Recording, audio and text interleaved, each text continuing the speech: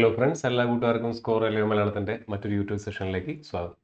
അപ്പോൾ ഇന്ന് നമ്മളെ പൊളിറ്റിയുടെ PYQ സീരീസുമായിട്ടാണ് ഞാൻ നിങ്ങളുടെ മുന്നിലേക്ക് വന്നിട്ടുള്ളത്. ഇതിന് മുന്നേ നിങ്ങൾ ജോഗ്രഫിയുടെ ക്ലാസ് കണ്ടു കാണിരിക്കും, അതിന് മുന്നേ ഹിസ്റ്ററിയുടെ ക്ലാസ്സും കണ്ടു കാണിരിക്കും. അപ്പോൾ ആ ഹിസ്റ്ററിയുടെ ക്ലാസ്സിൽ നിന്നും വ്യത്യസ്തമായിട്ട് നമ്മൾ പൊളിറ്റിയിൽ ഡീൽ ചെയ്യുമ്പോൾ എങ്ങനെയാണെന്ന് വെച്ച് കഴിഞ്ഞാൽ, ഒരു ഭാഗത്തു നിന്ന് ചോദിച്ചിട്ടുള്ള ചോദ്യങ്ങളെ നമ്മൾ ആദ്യം എന്ത് ചെയ്യും, ഒന്ന് ക്ലബ് ചെയ്ത് നിങ്ങളെ കാണിക്കും. ആ ചോദ്യങ്ങളുമായിട്ട് ബന്ധപ്പെട്ട് നമുക്ക് പഠിക്കേണ്ടതായിട്ടുള്ള ഇമ്പോർട്ടൻ്റ് ആയിട്ടുള്ള കാര്യങ്ങൾ നമ്മൾ അതിനുശേഷം എന്ത് ചെയ്യും, നിങ്ങൾക്ക് വേണ്ടി പറഞ്ഞു തരും. അതിനുശേഷം എന്ത് ചെയ്യും, നമ്മൾ ആ ചോദ്യങ്ങൾ ഒന്നുകൂടെ സോൾവ് ചെയ്യുന്നതായിരിക്കും. അപ്പോൾ ആ രീതിയിലായിരിക്കും നമ്മുടെ പൊളിറ്റിയുടെ ഈ PYQ സീരീസ് മുന്നോട്ട് പോകുന്നുണ്ടായിരിക്കുക. കാരണം ഹിസ്റ്ററിയുടെ പോലെ ഒരു ക്രൊണോളജിക്കൽ ഓർഡറിൽ നമുക്ക് എന്ത് ചെയ്യാൻ പറ്റില്ല, പൊളിറ്റിനെ ഡീൽ ചെയ്യാൻ പറ്റില്ല. കാരണം അങ്ങനെയുള്ള സബ്ജക്റ്റ് അല്ല. അപ്പോൾ ഓരോ സബ്ജക്റ്റും ഡീൽ ചെയ്യുന്നതിന് അതിൻ്റേതായിട്ടുള്ള രീതികളുണ്ട്. നമുക്ക് ആദ്യം ഈ പൊളിറ്റിയിൽ നമ്മൾ ഏറ്റവും ആദ്യത്തെ ഭാഗം എന്ന് പറയുന്നത്, ടോപ്പിക് എന്ന് പറയുന്നത് കോൺസ്റ്റിറ്റ്യൂവൻ്റ് അസംബ്ലി എന്ന് പറയുന്ന ടോപ്പിക്കാണ്. RRB ജൂനിയർ എഞ്ചിനീയർ എക്സാമിന് ഇതിന് മുന്നേ എക്സാം കണ്ടക്ട് ചെയ്ത സമയത്ത് ഏറ്റവും കൂടുതൽ ചോദ്യങ്ങൾ ചോദിച്ചിട്ടുള്ള ഒരു ഏരിയയാണ് ഈ കോൺസ്റ്റിറ്റ്യൂവൻ്റ് അസംബ്ലി എന്ന് പറയുന്ന ഭാഗം. അപ്പോൾ ആ ഭാഗത്ത് നിന്ന് ചോദിച്ചിട്ടുള്ള ചോദ്യങ്ങൾ എന്തൊക്കെയാണെന്നുള്ളത് നമുക്ക് ആദ്യം ഒന്ന് നോക്കാം. ആദ്യത്തെ ചോദ്യം നോക്കാം. In which year was India declared A republic? India republic ആയത് ഏത് വർഷമാണ് എന്നാണ് ചോദിച്ചിരിക്കുന്നത്. രണ്ടാമത്തെ ചോദ്യം എന്താ? The constitution of India is Republican because. എന്തുകൊണ്ടാണ് ഇന്ത്യൻ ഭരണഘടന റിപ്പബ്ലിക്കൻ ആയിട്ട് മാറിയത്? 4 ഓപ്ഷൻസ് കൊടുത്തിട്ടുണ്ട്. ഇത് കുറച്ചുകൂടെ ഒരു പൊളിറ്റിക്കൽ സയൻസ് തലത്തിലുള്ള ഒരു ചോദ്യമാണ്. അടുത്ത ചോദ്യം നോക്കാം. Who chaired the first meeting of constituent assembly of India? ഇന്ത്യയുടെ ഭരണഘടനാ അസംബ്ലിയുടെ ഏറ്റവും ആദ്യത്തെ മീറ്റിംഗ് ചെയർ ചെയ്ത വ്യക്തിയുടെ പേര് എന്താണെന്ന് ചോദിച്ചിരിക്കുന്നത്. അടുത്ത ചോദ്യം നോക്കാം. Dash the Indian constitution was adopted and enacted by the constituent assembly? Indian constituent assembly എപ്പോഴാണ് അല്ലെങ്കിൽ ഏത് ദിവസമാണ് ഇന്ത്യൻ ഭരണഘടനയെ അഡോപ്റ്റ് ചെയ്യുകയും എനാക്ട് ചെയ്യുകയും ചെയ്തതെന്നാണ് ചോദിച്ചിരിക്കുന്നത്. അടുത്ത് നോക്കാം. When was the first session of the constituent assembly organised? എന്നാണ് ഭരണഘടനാ അസംബ്ലിയുടെ ഏറ്റവും ആദ്യത്തെ സെഷൻ ഓർഗനൈസ് ചെയ്തിരിക്കുന്നത്. Who among the following was the president of the constituent assembly? താഴെ തന്നിരിക്കുന്നതിൽ ആരാണ് കോൺസ്റ്റിറ്റ്യൂവൻ്റ് അസംബ്ലിയുടെ പ്രസിഡന്റ് ആയിട്ട് വർത്തിച്ചിട്ടുള്ളത് എന്നാണ് ചോദിച്ചിരിക്കുന്നത്. അപ്പോൾ ഇത്രയും ചോദ്യങ്ങൾ ഇപ്പോൾ നോക്കി കഴിഞ്ഞാൽ 7 ചോദ്യങ്ങൾ കോൺസ്റ്റിറ്റ്യൂവൻ്റ് അസംബ്ലിയിൽ നിന്നും മാത്രം ജൂനിയർ എഞ്ചിനീയർ എക്സാമിന് ചോദിച്ചിട്ടുണ്ട്. അപ്പോൾ അത് അത്ര കണ്ട് ഇമ്പോർട്ടൻ്റ് ആയിട്ടുള്ള ഒരു ഭാഗമാണ്. ഓക്കെ, അപ്പോൾ ഈ കോൺസ്റ്റിറ്റ്യൂവൻ്റ് അസംബ്ലി എന്ന് പറയുന്നത് എന്താണ്, അല്ലെങ്കിൽ കോൺസ്റ്റിറ്റ്യൂവൻ്റ് അസംബ്ലിയായിട്ട് ബന്ധപ്പെട്ട് നിങ്ങൾ പഠിച്ചിരിക്കേണ്ട ഫാക്റ്റുകൾ എന്തൊക്കെയാണെന്നുള്ളതാണ് നമ്മൾ ഇനി നോക്കാൻ പോകുന്നത്. അതിനുശേഷം നമ്മൾ ഈ ക്വസ്റ്റ്യൻസ് എന്ത് ചെയ്യും, ഒന്നുകൂടെ സോൾവ് ചെയ്ത് കാണിക്കും. ഓക്കെ, കോൺസ്റ്റിറ്റ്യൂവൻ്റ് അസംബ്ലി എന്ന് പറഞ്ഞാൽ എന്താണ്? Constituent assembly comprised members who were partly elected and partly nominated. വളരെ ഇമ്പോർട്ടൻ്റ് ആയിട്ടുള്ള ഒരു പോയിന്റ് ആണ്, നമ്മൾ ക്ലാസ്സിനകത്ത് ഡിസ്കസ് ചെയ്ത കാര്യമാണ്. കോൺസ്റ്റിറ്റ്യൂവൻ്റ് അസംബ്ലി എന്ന് പറയുന്നത് partly elected and partly nominated ആയിട്ടുള്ള ഒരു ബോഡിയാണ്. നോമിനേഷൻ വന്നിരിക്കുന്നത് കൂടുതലും എവിടെ നിന്നായിരിക്കും? നോമിനേഷൻ വന്നിരിക്കുന്നത് കൂടുതലും പ്രിൻസ്ലി സ്റ്റേറ്റ്സിൽ നിന്നായിരിക്കും. പ്രിൻസ്ലി സ്റ്റേറ്റ്സിൽ നിന്നും നോമിനേറ്റ് ചെയ്യപ്പെട്ട അംഗങ്ങളും പ്രൊവിൻസുകളിൽ നിന്നും എലക്ട് ചെയ്യപ്പെട്ട അംഗങ്ങളും അടങ്ങുന്ന ഒരു അസംബ്ലിയാണ് എന്ത്? കോൺസ്റ്റിറ്റ്യൂവൻ്റ് അസംബ്ലി എന്ന് പറഞ്ഞു കഴിഞ്ഞാൽ. ഓക്കെ, കോൺസ്റ്റിറ്റ്യൂവൻ്റ് അസംബ്ലി ഉണ്ടാക്കിയിരിക്കുന്നത് എന്തിന്റെ ഭാഗമായിട്ടാണ്, അല്ലെങ്കിൽ ഏത് മിഷന്റെ ഭാഗമായിട്ടാണെന്ന് ചോദിക്കും. ക്യാബിനറ്റ് മിഷന്റെ അടിസ്ഥാനപ്പെടുത്തിയിട്ടാണ് കോൺസ്റ്റിറ്റ്യൂവൻ്റ് അസംബ്ലി, ഭരണഘടനാ അസംബ്ലി രൂപീകരിക്കപ്പെടുന്നത്. ഓക്കെ, ഇതെല്ലാം നമ്മൾ ഹിസ്റ്ററിയിൽ പഠിക്കുന്നതാണ്.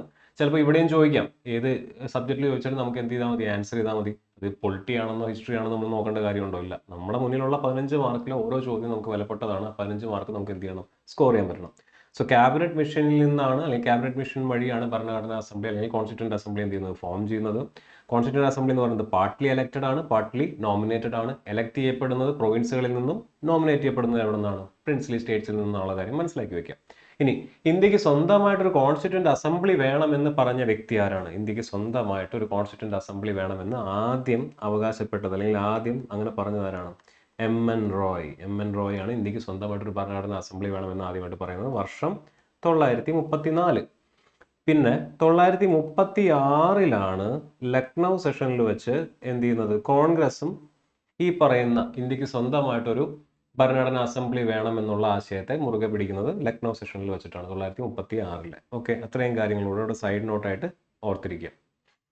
ഇനി total strength of the constituent assembly എത്രയായിരുന്നു? 389. ഇതൊക്കെ ചോദ്യമായിട്ട് വരാൻ സാധ്യതയുണ്ട്. കോൺസ്റ്റിറ്റ്യൂവൻ്റ് അസംബ്ലിയിൽ നിന്ന് ഒരുപാട് ചോദ്യങ്ങൾ മുന്നേ ചോദിച്ചിട്ടുള്ളത് ഞാൻ കാണിച്ചെന്നാണ്. എന്ത് ചോദ്യം വേണമെങ്കിലും നമുക്ക് വരാം. അപ്പം ഏറ്റവും ഇമ്പോർട്ടൻ്റ് ആയിട്ടുള്ള എല്ലാ പോയിന്റ്സും പഠിച്ചു പോവാം. ടോട്ടൽ സ്ട്രെങ്ത് എന്ന് പറയുന്നത് 389 ഞാൻ നേരത്തെ പറഞ്ഞ പോലെ എലക്റ്റഡ് ആയിട്ടുള്ള ബ്രിട്ടീഷ് ഇന്ത്യയിൽ നിന്നുള്ള പ്രൊവിൻസുകൾ ഇവിടെ കൊടുത്തിട്ടുണ്ട്.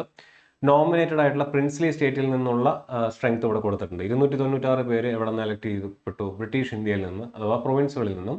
93 പേര് എവിടെ നിന്ന് എലക്ട് ചെയ്യപ്പെട്ടു? പ്രിൻസ്ലി സ്റ്റേറ്റ്സിൽ നിന്നും എലക്ട് ചെയ്യപ്പെട്ടു. ഇനി the members of the Muslim League who were originally from Pakistani territory withdrew from the Constituent Assembly and as a result strength എത്രയായിട്ട് കുറഞ്ഞു? 229 ഇവിടെ 70 കുറഞ്ഞു.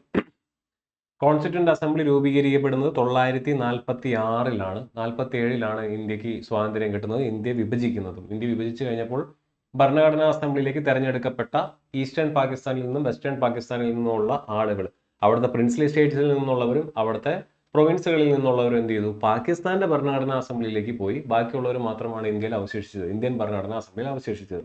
അപ്പോൾ 296 പേര് പ്രൊവിൻസുകളിൽ നിന്ന് തെരഞ്ഞെടുത്ത് പിന്നെ എത്രയായിട്ട് മാറി? 229 മാറി. മറ്റേ എത്രയായിട്ട് മാറി? 70 മാറി. ഇനി seats allocated to each British province were divided among the three principal communities, Muslims, Sikhs and general, in proportion to their population. The representatives of each community were elected by members of that community in the provincial legislative assembly. ഇനി and voting was proportional representation through single transferable vote. Single transferable വോട്ടിന്റെ അടിസ്ഥാനത്തിലാണ് vote ചെയ്യപ്പെട്ടത്. British ഇന്ത്യയുടെ കാര്യമാണ് ഞാൻ ഈ പറയുന്നത്. എന്ന് വെച്ചാൽ പ്രൊവിൻസുകൾ, ഞാൻ നേരത്തെ പറഞ്ഞു പാർട്ട്ലി എലക്റ്റഡ് ബോഡി എന്ന് പറയാൻ കാരണം പ്രൊവിൻസുകളിൽ നിന്നും തെരഞ്ഞെടുപ്പ് വഴി സിംഗിൾ ട്രാൻസ്ഫറബിൾ വോട്ട് വഴിയാണ് എന്ത് ചെയ്തത്? കോൺസ്റ്റിറ്റ്യൂന്റ് അസംബ്ലിയിലേക്ക് തെരഞ്ഞെടുപ്പ് നടന്നത്. പക്ഷേ പ്രിൻസ്ലി സ്റ്റേറ്റ്സിന്റെ അവസ്ഥ എന്താണ്? Nominated by their respective heads. അതുകൊണ്ടാണ് പാർട്ട്ലി നോമിനേറ്റഡ് എന്ന് കൂടെ എന്തിനാ പറയുന്നത്? കോൺസ്റ്റിറ്റ്യൂന്റ് അസംബ്ലി എന്ന് പറയുന്നത്. ക്ലിയർ ആവുന്നുണ്ടോ? ഇനി ഇതാണ് ബ്രിട്ടീഷ് പ്രൊവിൻസുകളിൽ നിന്നും തെരഞ്ഞെടുക്കപ്പെട്ട അംഗങ്ങളുടെ എണ്ണം. നോക്കിക്കോ, മദ്രാസിൽ നിന്ന് 49 പേര്, ബോംബെയിൽ നിന്നും 21 പേര്, വെസ്റ്റ് ബംഗാളിൽ നിന്നും 19 പേര്, യുണൈറ്റഡ് പ്രൊവിൻസിൽ നിന്നും 55 പേര്. അപ്പോൾ ഏറ്റവും കൂടുതൽ ആളുകൾ തെരഞ്ഞെടുക്കപ്പെട്ടത് എവിടെ നിന്നാണെന്ന് ചോദിച്ചു കഴിഞ്ഞാൽ യുണൈറ്റഡ് പ്രൊവിൻസിൽ നിന്നാണെന്നുള്ള കാര്യം ഓർത്തിരിക്കുക. ഈസ്റ്റ് പഞ്ചാബിൽ നിന്നും 12 പേര്, ബീഹാറിൽ നിന്നും 36 പേര്, CP അതായത് സെൻട്രൽ പ്രൊവിൻസ് ആൻഡ് ബേരാറിൽ നിന്നും 17 പേര്. ഈ CP എന്ന് പറയുന്നത് മധ്യപ്രദേശ് കേന്ദ്രീകരിച്ചിട്ടുള്ള ഒരു ഏരിയയാണ്. ഏകദേശം ഇന്നത്തെ ആസാമിൽ നിന്നും 8 പേര്. അപ്പോൾ ഏറ്റവും കുറവ് ആളുകൾ തെരഞ്ഞെടുക്കപ്പെട്ടത് ഏത് പ്രൊവിൻസിൽ നിന്നാണെന്ന് ചോദിച്ചാൽ ആസാമിൽ നിന്നാണ്. ഏറ്റവും കൂടുതൽ ആളുകൾ ഏത് പ്രൊവിൻസിൽ നിന്നാണ് തെരഞ്ഞെടുക്കപ്പെട്ടതെന്ന് ചോദിച്ചു കഴിഞ്ഞാൽ യുണൈറ്റഡ് പ്രൊവിൻസ്. 55 പേരാണ് തെരഞ്ഞെടുക്കപ്പെട്ടത്. ഇതെല്ലാം കൂടെ കൂട്ടി എത്ര കിട്ടും? 229 പേര് നമുക്ക് കിട്ടും. ഓക്കെ ആണല്ലോ? ഇനി ടൈം ലൈൻ ഓഫ് അസംബ്ലി. അപ്പോൾ അസംബ്ലിയുടെ ബാക്ക്ഗ്രൗണ്ട് നമ്മൾ പഠിച്ചു. ക്യാബിനറ്റ് മിഷൻ വഴിയാണെന്ന് പറഞ്ഞു. അതിന് മുന്നേ MN റോയാണ് ആദ്യമായിട്ട് അസംബ്ലി വേണമെന്ന് പറഞ്ഞെന്ന് പറഞ്ഞു. ലക്നൗ സെഷനിൽ വന്നു എന്ന് പറഞ്ഞു. ക്യാബിനറ്റ് മിഷൻ വഴിയാണ് അസംബ്ലിയിലേക്കുള്ള തെരഞ്ഞെടുപ്പ് നടന്നത്. തെരഞ്ഞെടുപ്പിന് ശേഷമാണ് എന്ത് നടന്നത്? പാർട്ടിഷൻ നടന്നത്. പാർട്ടിഷൻ നടന്നപ്പോൾ ബ്രിട്ടീഷ് പ്രൊവിൻസിലും പ്രിൻസ്ലി സ്റ്റേറ്റ്സിന്റെ എണ്ണസംഖ്യ കുറഞ്ഞു. ബ്രിട്ടീഷ് പ്രൊവിൻസിൽ എലക്റ്റഡ് ആണെന്നും മറ്റോടത്ത് നോമിനേറ്റഡ് ആണെന്നും നമ്മൾ മനസ്സിലാക്കി. ഇനി അസംബ്ലി രൂപീകരിച്ചിട്ട് ശേഷം ഉള്ള ഒരു ടൈം ലൈൻ നമുക്കൊന്ന് നോക്കിപ്പോവാം. അപ്പോൾ ടൈം ലൈനിൽ എന്തൊക്കെ സംഭവിച്ചു എന്നുള്ളത് ആദ്യം നോക്കാം. ഡിസംബർ 9, 1946 അസംബ്ലി ആദ്യമായിട്ട് സമ്മേളിക്കുന്നത്. ഡിസംബർ 9, 1946 ഭരണഘടനാ അസംബ്ലി ഏറ്റവും ആദ്യമായിട്ട് സമ്മേളിക്കുന്നത്. സമ്മേളിച്ച സമയത്ത് അതിൻ്റെ പ്രസിഡന്റായിട്ട് അല്ലെങ്കിൽ അതിൻ്റെ ചെയർമാൻ ആയിട്ടിരുന്നത് ആരാണ്? ഡോക്ടർ സച്ചിദാനന്ദ സിൻഹ. ഡോക്ടർ സച്ചിദാനന്ദ സിൻഹയാണ് സമ്മേളനം നടന്ന സമയത്ത് അതിൻ്റെ ഏറ്റവും ആദ്യത്തെ ചെയറായിട്ട് ഇരുന്നത്. അത് എന്നായിരുന്നു? ഡിസംബർ 9 സഭ സമ്മേളിച്ചത്. അന്ന് ചെയറായിട്ട് തെരഞ്ഞെടുക്കപ്പെട്ടതാരാണ്? സച്ചിദാനന്ദ സിൻഹനെയാണ്. ഡിസംബർ 11 2 ദിവസം കഴിഞ്ഞപ്പോൾ രാജേന്ദ്ര പ്രസാദിനെ പ്രസിഡന്റാക്കി എലക്ട് ചെയ്യപ്പെട്ടു. അപ്പോൾ ടെമ്പററി ആയിട്ടാണ് ആയിരുന്നത്? ഡോക്ടർ സച്ചിദാനന്ദ സിൻഹ അതിനെ ചെയർ ചെയ്തുകൊണ്ടിരുന്നത് അസംബ്ലിനെ. 2 ദിവസം കഴിഞ്ഞപ്പോൾ രാജേന്ദ്ര പ്രസാദിനെ ഒഫീഷ്യലി എന്ത് ചെയ്തു? എലക്ട് ചെയ്തു. ഭരണഘടനാ അസംബ്ലിയുടെ പ്രസിഡന്റായി ആരെ എലക്ട് ചെയ്തു? രാജേന്ദ്ര പ്രസാദിനെ എലക്ട് ചെയ്തു. HC മുഖർജി അഥവാ ഹരേന്ദ്ര കുമാർ മുഖർജിനെ, അതുപോലെ തന്നെ VT കൃഷ്ണമാചാര്യനെയും വൈസ് പ്രസിഡന്റായിട്ടും എലക്ട് ചെയ്യപ്പെട്ടു. കോൺസ്റ്റിറ്റ്യൂന്റ് അസംബ്ലിയുടെ വൈസ് പ്രസിഡന്റ് ആയിട്ടിരുന്നവരാണ് HC മുഖർജിയും VT കൃഷ്ണമാചാര്യയും, ഓർത്തിരിക്കുക. അതുപോലെ തന്നെ BN റാവുവിനെ കോൺസ്റ്റിറ്റ്യൂഷണൽ ലീഗൽ അഡ്വൈസറായിട്ടും അപ്പോയിന്റ് ചെയ്യപ്പെട്ടു. കോൺസ്റ്റിറ്റ്യൂഷണൽ ലീഗൽ അഡ്വൈസറായിട്ട് BN റാവുവിനെയും അപ്പോയിന്റ് ചെയ്തു. ഓക്കെ. അപ്പോൾ 9 ഡിസംബർ കഴിഞ്ഞു, 11 ഡിസംബർ കഴിഞ്ഞു, 13 ഡിസംബർ. അപ്പോൾ അതിനിടയിൽ ഡോക്ടർ സച്ചിദാനന്ദ സിൻഹയുടെ കാര്യവും രാജേന്ദ്ര പ്രസാദിന്റെ കാര്യവും ചോദിച്ചിട്ടുണ്ട്. നിങ്ങൾ നേരത്തെ ചോദ്യം കണ്ടതാണ്. അപ്പോൾ അത് കൃത്യമായിട്ട് പഠിച്ചു പോവുക. HC മുഖർജിയും VT കൃഷ്ണമാചാര്യയും വൈസ് പ്രസിഡന്റ് ആയിരുന്നു എന്നുള്ള കാര്യം ഓർത്തിരിക്കുക. BN Rao constitutional legal adviser ആയിരുന്നു എന്നുള്ള കാര്യം കൂടെ ഇതിന്റെ കൂടെ ചേർത്ത് വെച്ച് പഠിക്കുക. 13ാമത്തെ ദിവസം അല്ലെങ്കിൽ ഡിസംബർ 13 എന്ത് സംഭവിച്ചു നോക്കാം. Jawaharlal Nehru introduced the famous objective resolution in the assembly which laid down the philosophy of constitution of India. Jawaharlal Nehru മുന്നോട്ട് വെച്ച ഒബ്ജക്റ്റീവ് റെസൊല്യൂഷൻ ആണ് പിന്നീട് എന്ത് ചെയ്തത്? ഭരണഘടനയുടെ ഫിലോസഫി, തത്വത്തിന്റെ അടിസ്ഥാനമായിട്ട് മാറിയത്. അപ്പോൾ ഒരുപാട് ചോദ്യങ്ങൾ ഇവിടെ നിന്ന് വരാൻ, ഈ ഒറ്റ പോയിന്റിൽ നിന്ന് എത്ര ചോദ്യങ്ങൾ വരാം? ഒബ്ജക്റ്റീവ് റെസൊല്യൂഷൻ മുന്നോട്ട് വെച്ചത് ആരാണ്? ജവഹർലാൽ നെഹ്റു. ഓക്കെ ആണല്ലോ? ഇനി ഇന്ത്യയുടെ ഈ പറഞ്ഞ philosophy of constitution of India എവിടെ നിന്ന് കടമെടുത്തിരിക്കുന്നു എന്ന് ചോദിച്ചു കഴിഞ്ഞാൽ നമുക്ക് വേണമെങ്കിൽ എന്ത് പറയാം? ഒബ്ജക്റ്റീവ് റെസൊല്യൂഷൻ എന്ന് പറയാം. മൂന്നാമത്തെ ചോദ്യം എന്താണ്? ഒബ്ജക്റ്റീവ് റെസൊല്യൂഷൻ എന്നാണ് ഭരണഘടനാ അസംബ്ലിയിൽ വെച്ചത്? ഡിസംബർ 13, 1946. ഓക്കെ. ഇനി ജനുവരി അടുത്ത വർഷം ജനുവരിയിലെത്തിയപ്പം 22 January 1947 the resolution was unanimously adopted by the assembly. Objective റെസൊല്യൂഷനെ ഭരണഘടനാ അസംബ്ലി എന്ത് ചെയ്തു? കംപ്ലീറ്റ് ആയിട്ട് യുനാനിമസ്ലി എന്ത് ചെയ്തു? അഡോപ്റ്റ് ചെയ്തു. ഓക്കെ ആണല്ലോ.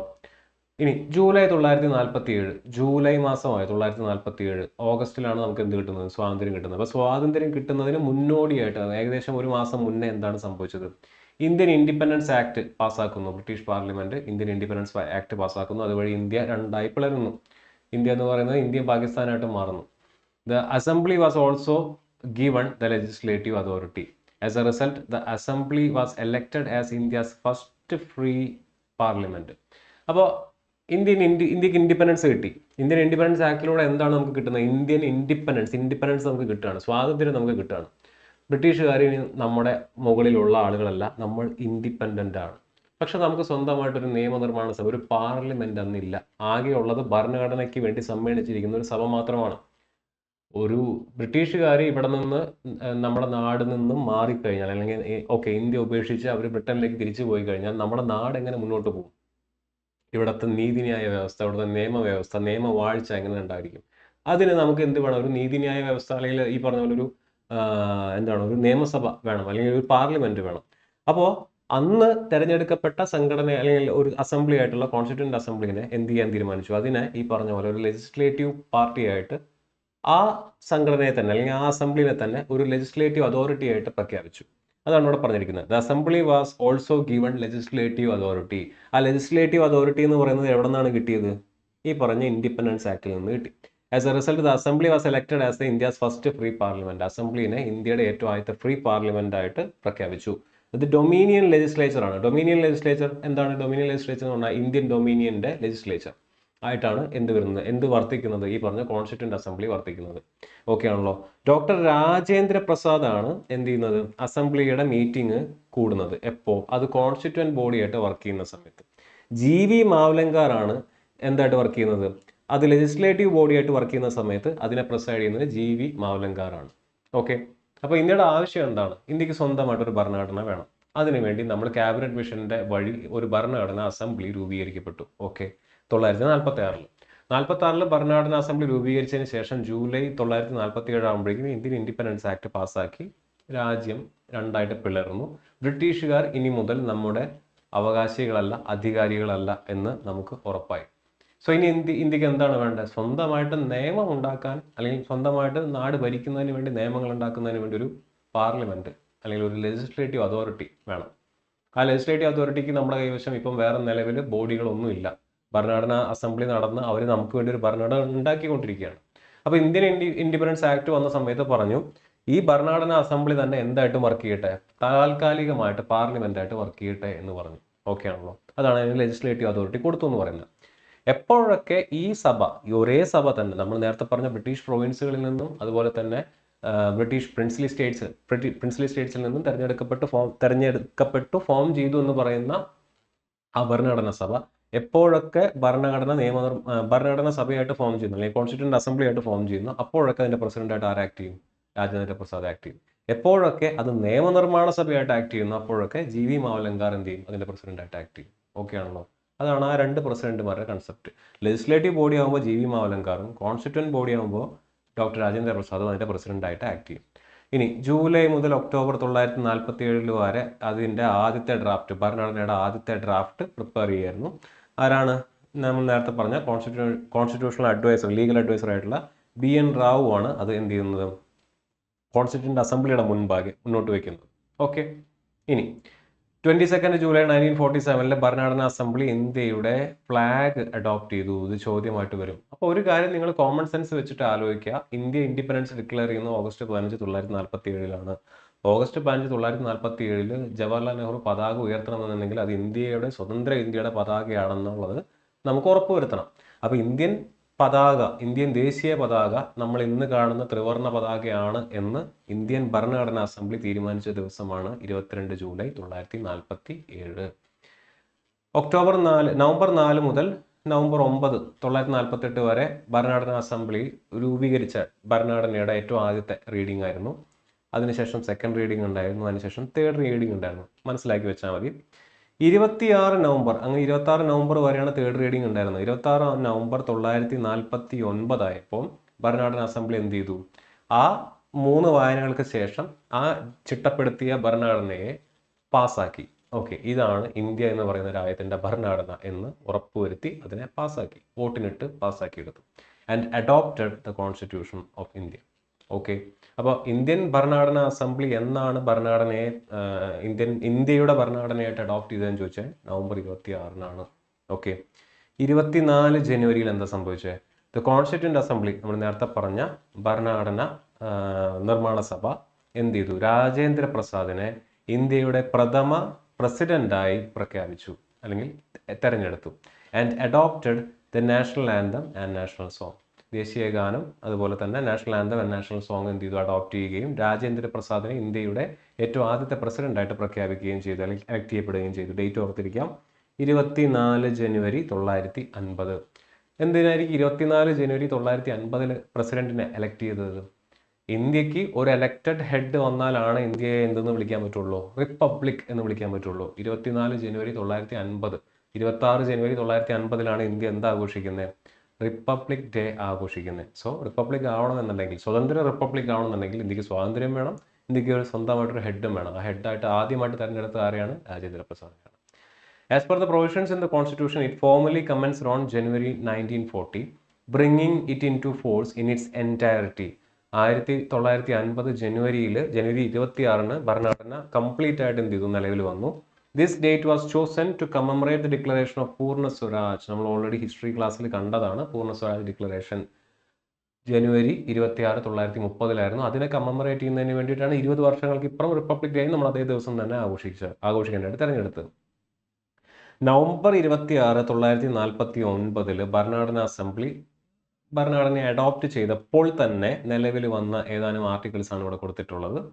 ബാക്കിയുള്ള എല്ലാ പ്രൊവിഷൻസും 1950 ഭരണഘടന എൻറ്റയർ കോൺസ്റ്റിറ്റ്യൂഷൻ നിലവിൽ വരുന്നത് ജനുവരി 26, 1950 എന്നുള്ള കാര്യം കൂടെ ഓർത്തിരിക്കുക. ഓക്കെ, ഇനി major committees of constituent assembly. Constituent അസംബ്ലിയിൽ ഉണ്ടായിട്ടുള്ള മേജർ ആയിട്ടുള്ള കമ്മിറ്റീസ് ഏതൊക്കെയാണെന്ന് നോക്കുക. ഒന്നാമത്തെ യൂണിയൻ പവർ കമ്മിറ്റി, ഹെഡ് ചെയ്തത് ജവഹർലാൽ നെഹ്റു. രണ്ടാമത്തെ യൂണിയൻ കോൺസ്റ്റിറ്റ്യൂഷൻ കമ്മിറ്റി, ഹെഡ് ചെയ്തത് ജവഹർലാൽ നെഹ്റു. സ്റ്റേറ്റ്സ് കമ്മിറ്റി, അത് committee for negotiating with states ആണ്, അത് ജവഹർലാൽ നെഹ്റു തന്നെയാണ്. Provincial constitution committee Sardar Vallabhbhai Patel. Advisory committee on fundamental rights minorities and tribal and excluded area Sardar Vallabhbhai Patel. ഇനി ഇതുമായിട്ട് ബന്ധപ്പെട്ട സബ് കമ്മിറ്റീസ് ഉണ്ട്. ഫണ്ടമെന്റൽ റൈറ്റിന്റെ സബ് കമ്മിറ്റിയിൽ JB കൃപലാനിയാണ് ഇരുന്നിരുന്നത്. മൈനോറിറ്റീസിന്റെ സബ് കമ്മിറ്റിയിൽ HC മുഖർജിയാണ് ഇരുന്നിരുന്നത്. North east frontier tribal areas and Assam excluded and partially excluded area sub കമ്മിറ്റിയിൽ ഗോപിനാഥ് ബർദോളിയാണ് ഇരുന്നിരുന്നത്. Excluded and partially excluded areas other than those in ആസാമിനകത്ത് AV തക്കറാണ് ഇരുന്നിരുന്നത്. ഈ പറഞ്ഞ സബ് കമ്മിറ്റീസ് എല്ലാം AV തക്കറിന്റെ ഇതിലായിരുന്നു. Drafting committee doctor BR Ambedkar. Rules of procedure committee doctor Rajendra Prasad. Steering committee doctor Rajendra Prasad. അപ്പോൾ മേജർ ആയിട്ടുള്ള എല്ലാ കമ്മിറ്റീസും കൃത്യമായിട്ട് ഓർത്തിരിക്കുക. മൈനോറിറ്റി സബ് കമ്മിറ്റീസിനകത്ത് ഫണ്ടമെന്റൽ റൈറ്റ്സ് സബ് കമ്മിറ്റിയും മൈനോറിറ്റി സബ് കമ്മിറ്റിയും കൃത്യമായിട്ട് ഓർത്തിരിക്കുക. ഇത് രണ്ടും RRB മറ്റ് എക്സാംസിന് ചോദിച്ചിട്ടുള്ളതാണ്. ഈ പറഞ്ഞ മേജർ കമ്മിറ്റീസ് എല്ലാം RRB വിവിധ എക്സാംസിനായിട്ട് ചോദിച്ചിട്ടുള്ളതാണ്, അത് ഓർത്തിരിക്കുക. സബ് കമ്മിറ്റീസിൽ ഈ രണ്ടെണ്ണം കൃത്യമായിട്ട് പഠിച്ചു വയ്ക്കുക. ഇതിന് മുന്നേ NTPCക്ക് മറ്റ് എക്സാംസിനൊക്കെ ചോദിച്ചിട്ടുണ്ട്, JEക്ക് ചോദിച്ചുകൂടായികയില്ല. ഓക്കെ ആണല്ലോ. ഇനി important committees of constituent assembly and their chairman. ഇതല്ലാതെ വരുന്ന കമ്മിറ്റീസ് എന്താണ്? Rules of procedure committee Rajendra Prasad. Steering committee Rajendra Prasad. Finance and staff committee Rajendra Prasad ആണ്. ക്രെഡൻഷ്യൽ കമ്മിറ്റി ചോദിച്ചിട്ടുണ്ട് ഇതിന് മുന്നേ, Alladi Krishnaswamy Iyer. House committee Pattabhi Sitaramayya. Order of business committee KM Munsi. Ad hoc committee on national flag Rajendra Prasad. Committee on the functions of the constituent assembly GV Mavalankar. ഇത് രണ്ട് ടേബിൾസും ഒന്ന് പഠിച്ചിട്ട് പോവാം, കണ്ണോടിച്ച് പോവാം. ഓക്കെ, ചോദ്യം വരാൻ സാധ്യതയുള്ളതാണ്. ഇനി നമുക്ക് നേരത്തെ പറഞ്ഞ ചോദ്യങ്ങളിലേക്ക് വരാം. ഏത് വർഷമാണ് ഇന്ത്യ റിപ്പബ്ലിക് ആയത്? ഏത് വർഷമാണ്? ജനുവരി 26, 1950 ഇന്ത്യ റിപ്പബ്ലിക് ഡേ ആഘോഷിക്കുന്നത്. അപ്പോൾ ഏത് വർഷമായിരിക്കും? 1950. The constitution of India is republic because, ഞാൻ ഓൾറെഡി പറഞ്ഞു, ഡോക്ടർ രാജേന്ദ്ര പ്രസാദിനെ എന്നാണ് പ്രസിഡന്റായിട്ട് തിരഞ്ഞെടുത്തത്? ജനുവരി 24, 1950. അന്ന് തന്നെയാണ് നമ്മൾ നാഷണൽ ആന്തവും നാഷണൽ സോങ്ങും ഭരണഘടനാ അസംബ്ലി അഡോപ്റ്റ് ചെയ്തത്. എന്തുകൊണ്ടാണ്? ജനുവരി 26, 1950 നമ്മൾ എന്തായിട്ട് ആഘോഷിക്കുന്നത്? റിപ്പബ്ലിക് ഡേ ആയിട്ട് ആഘോഷിക്കുന്നത്. നമ്മൾ റിപ്പബ്ലിക് ആവണമെന്നുണ്ടെങ്കിൽ നമുക്ക് ഒരു എലക്റ്റഡ് ഹെഡ് വേണം. So constitution of India is republic because it has no hereditary component. അല്ലേ? ഒരു രാജവാഴ്ചയല്ല, ഭരണ തുടർച്ചയല്ല, അല്ലെങ്കിൽ അനന്തരാവകാശികളല്ല നമ്മളവിടെ ഭരിച്ചു പോകുന്നത്. അങ്ങനെ ഒരാളുടെയും കുത്തകയല്ല രാജ്യം. അങ്ങനെ വരുന്ന സമയത്താണ് നമുക്ക് എന്ത് പറയാൻ പറ്റുന്നത്? ഇന്ത്യ ഒരു റിപ്പബ്ലിക് ആണ് എന്ന് പറയാൻ പറ്റുന്നത്. Who chaired the first meeting of constituent assembly of India? Indian ഭരണഘടനാ അസംബ്ലി ഫോം ചെയ്ത സമയത്ത് അതിൻ്റെ ഏറ്റവും ആദ്യത്തെ മീറ്റിംഗ് ചെയർ ചെയ്തത് ആരാണ്? എന്നാണ് ആദ്യം വന്നത്? December 9, 1946 ഭരണഘടനാ അസംബ്ലി ഏറ്റവും ആദ്യം മീറ്റ് ചെയ്തത്. അത് മീറ്റ് ചെയ്ത സമയത്ത് ചെയർ ചെയ്തത് ആരാണ്? സച്ചിദാനന്ദ സിൻഹ. നമ്മൾ പഠിച്ചതാണ്. December 9. 2 ദിവസം കഴിഞ്ഞപ്പോഴേക്കും ആദ്യത്തെ പ്രസിഡന്റിനെ എലക്ട് ചെയ്തു. അല്ലേ? Dash the Indian constitution was adopted and enacted by the constituent assembly? എന്നാണ് ഇന്ത്യൻ ഭരണഘടന അഡോപ്റ്റ് ചെയ്യുകയും എനാക്ട് ചെയ്യുകയും ചെയ്തത്? ഭരണഘടന അസംബ്ലിയുടെ കാര്യമാണ് ചോദിച്ചിരിക്കുന്നത്. എന്നാണ്? 26 November 1949. ഇത് നോക്കുക, December 9, 1946 ഉണ്ട്, January 26, 1950 ഉണ്ട്. ഈ ഡേറ്റുകളൊന്നും തമ്മിൽ തെറ്റിപ്പോകരുത് കേട്ടോ. December 9, 1946 ഭരണഘടനാ അസംബ്ലി രൂപീകരിക്കപ്പെട്ടത്. 26 January 1950 എന്ത് ചെയ്തത്? റിപ്പബ്ലിക്കായിട്ട് പ്രഖ്യാപിച്ചത്. 26 November 1949 എന്ത് ചെയ്തത്? ഈ പറഞ്ഞ ഭരണഘടനാ അസംബ്ലി കോൺസ്റ്റിറ്റ്യൂഷൻ അഡോപ്റ്റ് ചെയ്യുകയും എനാക്ട് ചെയ്യുകയും ചെയ്തത്. When was the first session of the constituent assembly organised? നമ്മളിപ്പോൾ പഠിച്ചുള്ളൂ. എന്താണ്? December 9, 1946. ഇതിന് വർഷമാണ് ചോദിച്ചിരിക്കുന്നത്. ഈസിയാണ്. 1946. ഇനി who among the following was the president of constituent assembly? ആദ്യം ചെയർ ചെയ്തത് ആരാണെന്നാണ് നമ്മൾ പറഞ്ഞത്? ഇപ്പോൾ പഠിച്ചുള്ളൂ, സച്ചിദാനന്ദ സിൻഹ. അങ്ങനെയാണെന്നുണ്ടെങ്കിൽ ഏറ്റവും ആദ്യത്തെ പ്രസിഡന്റ് ആരാണ്? ഡോക്ടർ രാജേന്ദ്ര പ്രസാദ്. അദ്ദേഹം എന്നാണ് കയറിയത്? December 11, 1946. ഓക്കെ. ഇനി അപ്പോൾ ഇതാണ് ഈ ആദ്യഘട്ടം എന്ന് പറഞ്ഞു കഴിഞ്ഞാൽ ആദ്യത്തെ ടോപ്പിക് കോൺസ്റ്റിറ്റ്യൂന്റ് അസംബ്ലിയുമായിട്ട് ബന്ധപ്പെട്ട പ്രധാനപ്പെട്ട ചോദ്യങ്ങൾ, ജൂനിയർ എഞ്ചിനീയർ എക്സാമിന് ചോദിച്ചിട്ടുള്ള ചോദ്യങ്ങളും ആ ചോദ്യങ്ങളിൽ അല്ലെങ്കിൽ അതിലേക്ക് വേണ്ട കാര്യങ്ങൾ അല്ലെങ്കിൽ ആ ഭാഗത്ത് നിന്ന് നിങ്ങൾ അറിഞ്ഞിരിക്കേണ്ട ഓൾമോസ്റ്റ് എല്ലാ കാര്യങ്ങളും ഇതിന് മുന്നേ NTPCക്ക് ചോദിച്ചതായിക്കോട്ടെ, LPക്ക് ചോദിച്ചതായിക്കോട്ടെ, RPFന് ചോദിച്ച ചോദ്യങ്ങളായിക്കോട്ടെ, ഗ്രൂപ്പ് ഡിക്ക് ചോദിച്ച ചോദ്യങ്ങളായിക്കോട്ടെ, ആ ചോദ്യങ്ങളെല്ലാം ഉൾപ്പെടുത്തിക്കൊണ്ടുള്ള കുറച്ച് കണ്ടന്റാണ് ഞാൻ നിങ്ങൾക്ക് കാണിച്ചു തന്നത്. കോൺസ്റ്റിറ്റ്യൂന്റ് അസംബ്ലിയിൽ നിന്ന് ഏകദേശം 8 ചോദ്യങ്ങളോളം JEക്ക് ചോദിച്ചിട്ടുണ്ട്. ബാക്കി ഭാഗങ്ങൾക്കും അല്ലെങ്കിൽ ബാക്കി എക്സാംസിനും ചോദിച്ചിട്ടുണ്ട്. അപ്പോൾ ആ എക്സാംസിന് എല്ലാം ചോദിച്ചിട്ടുള്ള ചോദ്യങ്ങളെ ക്രോഡീകരിച്ചുകൊണ്ടുള്ള ഒരു സ്നിപ്പാണ് നിങ്ങളിപ്പോൾ അവിടെ കണ്ടത്, അല്ലെങ്കിൽ ഒരു ഭാഗമാണ് നിങ്ങളിപ്പോൾ കണ്ടത്. അപ്പോൾ അത് കൃത്യമായിട്ട് യൂസ് ചെയ്യുക. കോൺസ്റ്റിറ്റ്യൂന്റ് അസംബ്ലിയിൽ നിന്ന് ഇനിയും ചോദ്യങ്ങൾ വരാം ജൂനിയർ എഞ്ചിനീയർ എക്സാമിന്. അപ്പോൾ അത് കൃത്യമായിട്ട് പഠിച്ചിട്ട് പോവുക. ഓക്കെ. അപ്പോൾ അടുത്ത ടോപ്പിക് എന്ന് പറയുന്നത് സോഴ്സസ് ഓഫ് ഇന്ത്യൻ കോൺസ്റ്റിറ്റ്യൂഷൻ ആണ്. സോഴ്സസ് ഓഫ് ഇന്ത്യൻ കോൺസ്റ്റിറ്റ്യൂഷനിൽ നിന്ന് RRB ജൂനിയർ എഞ്ചിനീയർ എക്സാമിന് ഒറ്റ ചോദ്യം ചോദിച്ചിട്ടുള്ളൂ. പക്ഷേ NTPCക്കും ഗ്രൂപ്പ് ഡിക്കും അതുപോലെ തന്നെ മറ്റ് RRB കണക്ട് ചെയ്യുന്ന മറ്റ് എക്സാംസിനൊക്കെ കുറേ ചോദ്യങ്ങൾ ചോദിച്ചിട്ടുണ്ട്. അപ്പോൾ ഇനി നമുക്ക് ഈ വരുന്ന ജൂനിയർ എഞ്ചിനീയർ എക്സാമിന് ചോദ്യങ്ങൾ ചോദിക്കില്ല എന്ന് പറയാൻ പറ്റില്ല. ചോദിച്ച ചോദ്യം ഞാൻ കാണിച്ചു തരാം. Which of the following statements regarding Indian constitution is correct? താഴെ തന്നിരിക്കുന്നതിൽ ഏതാണ് ഇന്ത്യൻ കോൺസ്റ്റിറ്റ്യൂഷൻ ആയിട്ട് കറക്റ്റ് ആയിട്ടുള്ളത്? It is A mixer of many constitution. It is completely based on British constitution. It is made only on the basis of government of India act 1935. It is completely based on the constitution of Canada. 4 options. വളരെ simple ആയിട്ടുള്ള ചോദ്യമാണ്, കാരണം options കണ്ടാൽ നിങ്ങൾക്ക് ഉത്തരം കിട്ടും. ഈ completely, made only, completely based on constitution of Canada എന്നൊക്കെ പറയുമ്പോൾ അത് വളരെ എക്സ്ട്രീം ആയിട്ടുള്ള സ്റ്റേറ്റ്മെന്റ് ആണ്. നമുക്ക് ഒരിക്കലും അങ്ങനെ പറയാൻ പറ്റുമോ? ഇല്ല. So Indian constitution is a mixture of many constitutions ആണ് എൻ്റെ ആൻസർ എന്ന് പറഞ്ഞു കഴിഞ്ഞാൽ. ഓക്കെ. അപ്പോൾ നമ്മൾ ഓൾറെഡി എസ്റ്റാബ്ലിഷ് ചെയ്ത് കഴിഞ്ഞു, ഇന്ത്യൻ ഭരണഘടന എന്ന് പറയുന്നത് ഒരുപാട് ഭരണഘടനകളുടെ ഒരു മിക്സ്ചറാണ്. ശരി, ഏതൊക്കെ ഭരണഘടനകൾ, എവിടെ നിന്ന് എന്തൊക്കെയാണ് എടുത്തിരിക്കുന്നത്, ഇതാണ് നിങ്ങൾ പഠിക്കേണ്ട ഇമ്പോർട്ടൻ്റ് ആയിട്ടുള്ള കാര്യം എന്ന് പറഞ്ഞു കഴിഞ്ഞാൽ.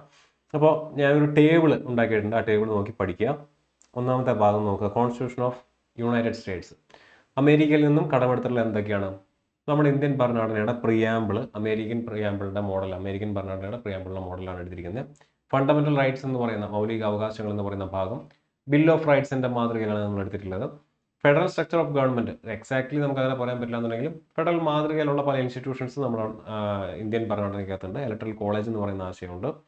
Independence of judiciary, judicial review, president, ഈ പറഞ്ഞ പോലെ ആംഡ് ഫോഴ്സസിന്റെ സുപ്രീം പവർ ആയിട്ടുള്ള പ്രസിഡന്റ് ഇരിക്കുന്നത്, ഈക്വൽ പ്രൊട്ടക്ഷൻ അണ്ടർ ലോ തുടങ്ങിയ ആശയങ്ങളെല്ലാം അമേരിക്കൻ കോൺസ്റ്റിറ്റ്യൂഷനാണ് നമ്മൾ എടുത്തിട്ടുള്ളത്. എന്നാൽ ബ്രിട്ടീഷ് കോൺസ്റ്റിറ്റ്യൂഷൻ എടുത്താണ് പാർലമെന്ററി ഫോം ഓഫ് ഗവൺമെന്റ്. നമുക്കറിയാം അമേരിക്കൻ മോഡലാണെന്നുണ്ടെങ്കിൽ അത് പ്രസിഡൻഷ്യൽ ഫോമായിട്ട് മാറിയാണ്. ഐഡിയ ഓഫ് സിംഗിൾ സിറ്റിസൺഷിപ്പ്, അമേരിക്കയിലാണെന്നുണ്ടെങ്കിൽ അത് ഡ്യുവൽ സിറ്റിസൺഷിപ്പാണ്, നമുക്കിവിടെ സിംഗിൾ സിറ്റിസൺഷിപ്പാണ്. Idea of rule of law, writ, നമ്മുടെ ഹേബിയസ് കോർപ്പസ്, മാൻഡമസ്, സെർഷ്യറി തുടങ്ങിയ റിറ്റുകളെല്ലാം എടുത്തിരിക്കുന്നത്, അല്ലെങ്കിൽ ആ ആശയങ്ങളെല്ലാം എടുത്തിരിക്കുന്നത് ബ്രിട്ടീഷ് കോൺസ്റ്റിറ്റ്യൂഷനാണ്. സ്പീക്കർ എന്ന് പറയുന്ന പോസ്റ്റും അതിന്റെ റോളുകളും എടുത്തിരിക്കുന്നത് ബ്രിട്ടീഷ് കോൺസ്റ്റിറ്റ്യൂഷനാണ്. ലോ മേക്കിംഗ് പ്രൊസീജിയർ, ഇന്ത്യൻ പാർലമെന്റിൽ നിയമം ഉണ്ടാക്കുന്ന പ്രൊസീജിയറുകൾ നമ്മൾ കടമെടുത്തിരിക്കുന്നത് ബ്രിട്ടീഷ് കോൺസ്റ്റിറ്റ്യൂഷനിൽ നിന്നാണ്. ഡ്യൂ പ്രോസസ് ഓഫ് ലോ എന്ന് പറയുന്ന ആശയം കടമെടുത്തിരിക്കുന്നത് അവിടെ നിന്നാണ്, ബ്രിട്ടീഷ് കോൺസ്റ്റിറ്റ്യൂഷനിൽ നിന്നാണ്. അപ്പോൾ 2 രാജ്യങ്ങളും അതിൽ നിന്നും കടമെടുത്തിട്ടുള്ള ഭാഗങ്ങൾ നമ്മൾ കൃത്യമായിട്ട് മനസ്സിലാക്കി.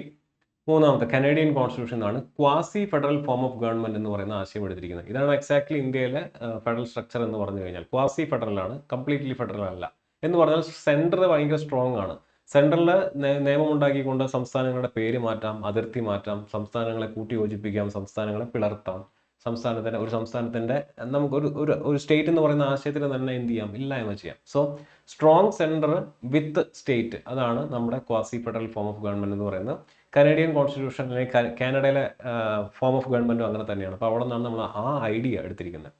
And distribution of powers between central governments and state governments, residual powers retained by the central government തുടങ്ങിയ കാര്യങ്ങളെല്ലാം കനേഡിയൻ കോൺസ്റ്റിറ്റ്യൂഷൻ ആണ്.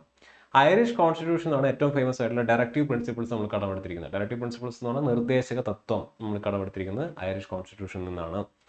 ആൻഡ് എന്താണ് nomination of members to Rajya Sabha, രാജ്യസഭയിലേക്ക് അംഗങ്ങളെ നോമിനേറ്റ് ചെയ്യുന്നത് ഐറിഷ് കോൺസ്റ്റിറ്റ്യൂഷൻ എന്ന് പറയുന്ന അല്ലെങ്കിൽ ഐറിഷ് കോൺസ്റ്റിറ്റ്യൂഷൻ എന്നാണ് നമ്മൾ കടമെടുത്തിരിക്കുന്നത്. Election of president, method of election of president എന്ന് പറയുന്നതും നമ്മളാണ് എടുത്തിരിക്കുന്നത്, ഐറിഷ് കോൺസ്റ്റിറ്റ്യൂഷനാണ് എടുത്തിരിക്കുന്നത്. ഫ്രഞ്ചിൽ നിന്നാണ് നമ്മുടെ പ്രിയാമ്പിളിനകത്ത് നമ്മൾ പറയുന്ന ലിബർട്ടി, ഈക്വാലിറ്റി, ഫ്രട്ടേണിറ്റി എന്ന് പറയുന്ന ആശയം കടമെടുത്തിരിക്കുന്നത്. ഫ്രഞ്ച് റവല്യൂഷനിൽ നിന്ന് ഇൻസ്പയർഡ് ആയിട്ടുള്ള ആശയങ്ങളാണത്. ഓസ്ട്രേലിയൻ കോൺസ്റ്റിറ്റ്യൂഷനിൽ നിന്നാണ് നമ്മൾ കൺകറന്റ് ലിസ്റ്റ് എന്ന് പറയുന്ന ആശയം എടുത്തിരിക്കുന്നത്. Power of the national legislature to make laws for implementing treaties even on matters outside the normal federal jurisdiction എന്ന് വെച്ചാൽ സെൻറ്ററിന്റെ അധികാര പരിധിയെ പറ്റിയിട്ട് പറയുന്ന ആശയങ്ങൾ കൂടുതലും ഓസ്ട്രേലിയയിൽ നിന്നാണ് എടുത്തിരിക്കുന്നത്. Freedom of trade and commerce within the country and between the States, അത് എടുത്തിരിക്കുന്നത് ഓസ്ട്രേലിയയിൽ നിന്നാണ്. USSRൽ നിന്നാണ് ഫണ്ടമെന്റൽ ഡ്യൂട്ടീസ് എന്ന് പറയുന്ന ആശയം എടുത്തിരിക്കുന്നത്. Social, economic and political justice, സാമൂഹികമായ, സാമ്പത്തികമായ, രാഷ്ട്രീയമായ നീതി എന്ന് പറയുന്ന ആശയം പ്രിയാമ്പിളിനകത്ത് വെച്ചത് ഈ പറഞ്ഞ റഷ്യൻ റവല്യൂഷൻ അല്ലെങ്കിൽ റഷ്യയുടെ USSRന്റെ ആശയങ്ങളിൽ നിന്ന് ഇൻസ്പയർഡ് ആയതുകൊണ്ടാണ്. കോൺസ്റ്റിറ്റ്യൂഷൻ ഓഫ് സൗത്ത് ആഫ്രിക്കയിൽ നിന്നാണ് അമെൻമെന്റിനുള്ള പ്രൊസീജിയർ എടുത്തിരിക്കുന്നത്. ചോദ്യം വരാൻ സാധ്യതയുണ്ട്, അമെൻമെന്റിനുള്ള പ്രൊസീജിയർ ഏത് കോൺസ്റ്റിറ്റ്യൂഷൻ നിന്നാണ് എടുത്തിരിക്കുന്നത് എന്നുള്ളത്. കോൺസ്റ്റിറ്റ്യൂഷൻ ഓഫ് സൗത്ത് ആഫ്രിക്കയിൽ നിന്ന് തന്നെയാണ് ഇലക്ഷൻ ഓഫ് രാജ്യസഭ മെമ്പേഴ്സ് എടുത്തിരിക്കുന്നത്. ഐറിഷ് കോൺസ്റ്റിറ്റ്യൂഷനിൽ നിന്നും നോമിനേഷൻ ഓഫ് രാജ്യസഭ മെമ്പേഴ്സ് ആണ്. കോൺസ്റ്റിറ്റ്യൂഷൻ ഓഫ് സൗത്ത് ആഫ്രിക്കയിൽ നിന്നും എലക്ഷൻ ഓഫ് രാജ്യസഭ മെമ്പേഴ്സ് ആണ്. കോൺസ്റ്റിറ്റ്യൂഷൻ ഓഫ് ജർമ്മനിയിൽ നിന്നാണ് emergency powers to be enjoyed by the union, അതായത് യൂണിയൻ ഗവൺമെന്റ് അടിയന്തരാവസ്ഥ കാലത്ത് യൂണിയൻ ഗവൺമെന്റിന് അധികാരങ്ങൾ കൂടുതലുണ്ട് എന്ന് പറയുന്ന ആശയം ജർമ്മൻ കോൺസ്റ്റിറ്റ്യൂഷൻ, വെയ്മർ കോൺസ്റ്റിറ്റ്യൂഷൻ എടുത്തതാണ്. സസ്പെൻഷൻ ഓഫ് ഫണ്ടമെന്റൽ റൈറ്റ്സ് എടുത്തിരിക്കുന്നത് അവിടെ തന്നെയാണ്. സോ അടിയന്തരാവസ്ഥ എന്ന് പറയുന്ന ആ പ്രൊവിഷൻ എടുത്തിരിക്കുന്നത് ജർമ്മനിയിൽ നിന്നല്ല, തെറ്റിദ്ധരിക്കരുത്.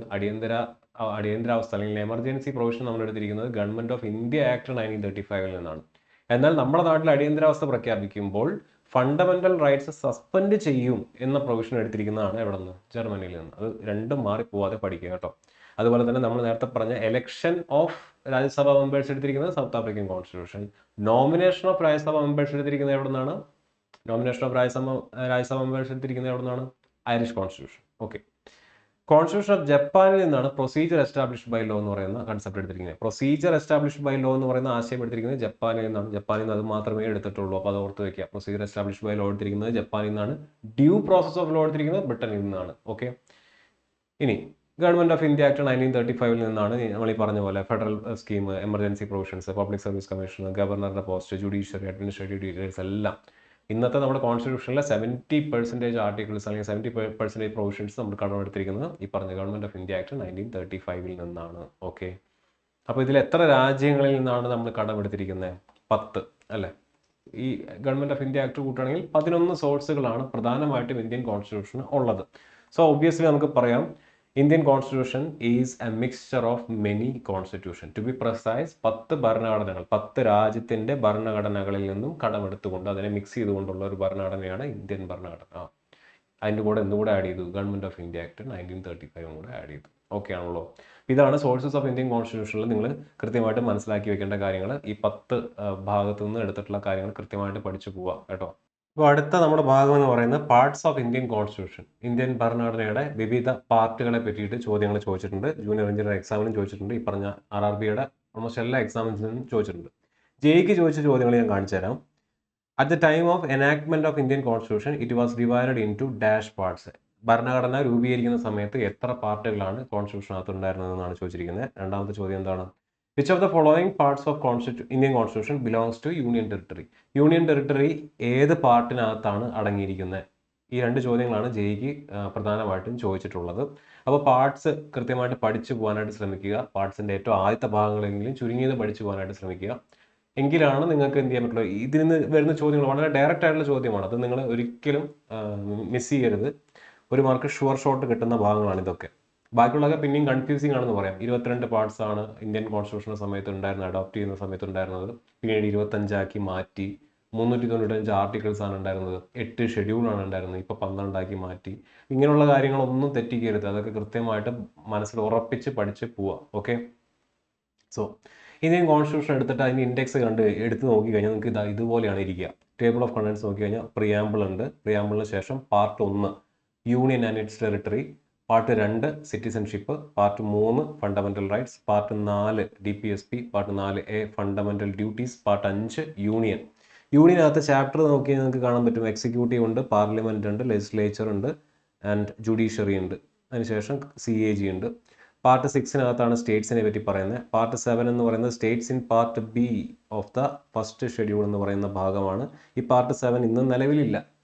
പാർട്ട് 8 ആണ് യൂണിയൻ ടെറിട്ടറീസിനെ പറ്റി പറഞ്ഞിരിക്കുന്നത്. ഇപ്പോൾ ചോദിച്ച ചോദ്യം. Part 9 panchayat, part 9A municipality, 10 scheduled areas and tribal areas എന്ന് പറയുന്ന ഭാഗം, 11 സെൻട്രൽ സ്റ്റേറ്റ് റിലേഷനായിട്ട് ബന്ധപ്പെട്ടിരിക്കുന്നു. അതിലെ ലെജിസ്ലേച്ചർ ആൻഡ് അഡ്മിനിസ്ട്രേറ്റീവ് റിലേഷനാണ് ഇവിടെ പറയുന്നത്. 12 ഫിനാൻസുമായിട്ട് ബന്ധപ്പെട്ടിരിക്കുന്നു.